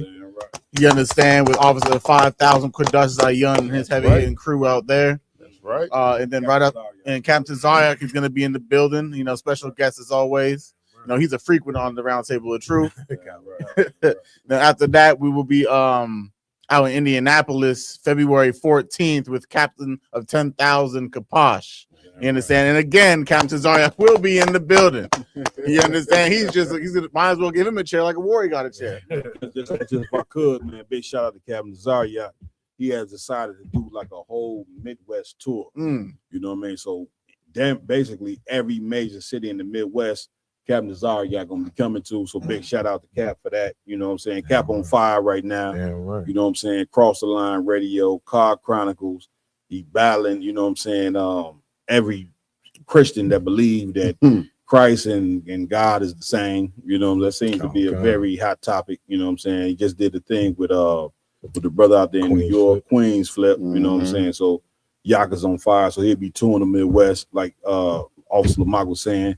We're gonna be in Minnesota next week. Before we even do the podcast on Saturday, that Thursday, Captain Tazariak is going to be teaching the class down there in Minnesota.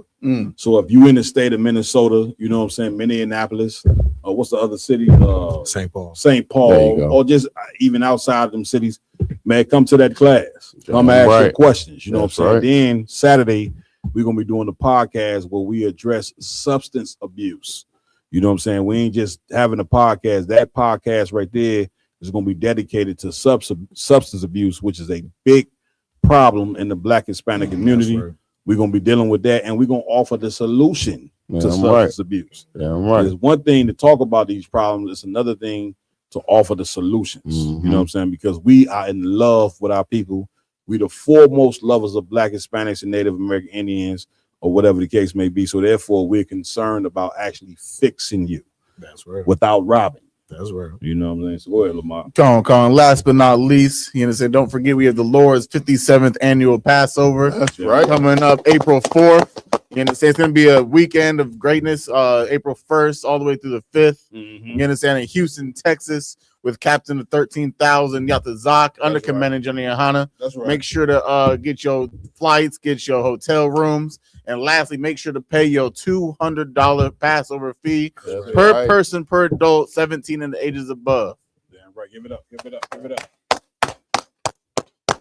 I also want to give it up, you know what I'm saying, Officer Yaradan. Any announcements? Kind of, if I could, sir. Pay your tithes. That's to right. ISUPK.com. You know what I'm saying? To the priests and prophets of the Lord. You know what I'm saying? Under Commander General Yohana, pay your tithes. ISUPK.com. That's right. That's right. Give it up. Give it up. Also want to give it up to Officer Iwalam. Any announcements? No announcements, sir. All right. Give the brother a hand. Also, I got to give it up to Officer Maya. Any announcements? Hey, Khan. So if I could, Salagi, wherever you are in the world, go to ISUPK.com and find a local school in your area. ISUPK is worldwide. It's not no local organization. We are all over the world. And every Saturday, tune in, no matter where you're at, to the Sabbath service, where we go over the Bible from Genesis to Revelation. We give you the ancient Hebrew, which is the Lashwan Kodash, the Holy Tongue. We give you the English translation and a proper scripture breakdown so you can understand what real ancient Black history is. Damn right. Damn right. Listen, and big shout out to Officer Maya, and I want a big shout out all the brothers in the ISUPK across the country and outside of the country that do the Sabbath service. These brothers have dedicated their lives to teaching you the truth, you know what I'm saying, on the Sabbath. And these brothers are reading in ancient Hebrew. You know what I'm saying? You never thought that you see Black and Hispanic men read in ancient Hebrew. Right. These brothers are reading in our ancient language. Right. You know what I'm saying? You don't understand what the type of work it takes, you know what I'm saying, to go and learn the language and then do a Sabbath service to teach it. And to actually teach you the truth. They teaching you the total opposite of what your preacher is teaching you on Sunday. Your preacher got you going and worshiping. Sunday is not the day that you're supposed to be worshiping the Lord in the first place. That's number one. Right. Saturday is the proper day. See what I'm saying? Stop gravitating towards lies. Man, we running out of time for that. We had a very critical time to where the Lord is bringing an end to this empire. And it's a way, you know what I'm saying, to be saved out of this empire. The way to be saved is by turning to the truth. That's right. The Lord ain't with America. He's just not. He ain't not. Trust your brother when I tell you this. The Lord ain't with your church. He ain't with your preacher. You're going to find that out very soon if you have not found it out already. You know what I'm saying? But here's the thing. You don't want to find that out before it's too late. Remember, Christ said he coming like a thief in the night. Christ is going to catch you when you are not prepared. Remember, being prepared is meaning you didn't already switched over into the truth where you keeping the laws. If you not keeping these laws, statutes, and commandments, when Christ return, according to that Bible, you're going to be put to death. That's right. And life is too precious. Who in the hell you know what I'm saying, that's living that wants to die. You know what I'm saying? I don't know. Animals, they love to live. You should want to live too. And so we this is a warning. This is what prophets of the Lord. I'm a certified prophet under commanding Jenny Yohana. Man, and I'm telling you as a certified prophet, you know what I'm saying, that you are running out of time. That's right. You understand? The Lord is slow walking you, you know what I'm saying, into judgment. He's about to get ready to judge the whole earth. So yes, get into the Sabbath service class with this brother and all the other brothers tomorrow morning. It's going to be on and popping. Come to the Sabbath service class. We got a Lashawan with Dodge class where the brothers teach you the ancient Hebrew. Before that, Monday through Thursday, the brothers, you able to come to class and ask whatever question you want about the scriptures, and you're gonna get the answer. You able to come to class and learn about you whatever question you got about life, you can get the answer. We got counseling service for marriages, counseling service for whatever mental problems you may be going through. The ISUBK is the home of the truth. You understand? We can't be rivaled at all. Right. This thing that Commander Jenny Hunter then held on to, it can't be rivaled. That's right. Ain't nobody fucking with us on no level. I'm praying that you understand that we are the house of the house of the prophets, man. I pray that you get it. I hope that this message that I'm telling you now, I hope that it reaches you well. Yes, sir. You know what I'm saying? Yeah, so right. with that, give my yard a hand. I also want to give it up to Officer Warrior and Bigo. That's right. Yo, anything, Warrior? I just want to say, make sure everybody tune in every Sunday from 12 to 2 p.m. Eastern Standard Time to the SBK Bingo biblical law class. Damn right. Going into the law. You know what I'm saying? Also, man, I want to give it up to my technical team. These brothers work hard behind the scenes to make sure that we look good. And that's brotherhood right there. Make sure we look good. They work behind the scenes to make sure that everything, turn out right. You know what I'm saying? So with that, give it up for Officer Ramawan, Officer Raj Garaj. That's right. You're looking for a brother, you know what I'm saying, that tell fire to your tail. We got Officer Parash Garab in the Chicago school. He gonna tell absolute fire to that tail. Make you come in class with a dress on and a head wrap and learn. Get me right on it. Hey, Carl, Officer Parash Garab, ladies and gentlemen. Also, we got Trooper. Say your name one more time, Trooper. Trooper Shop y'all in the building. Give him a hand. I am Captain Maul Quad, under Commander Jenny Hunter. Lord allow, we see you next week right here on the Round Table of Truth.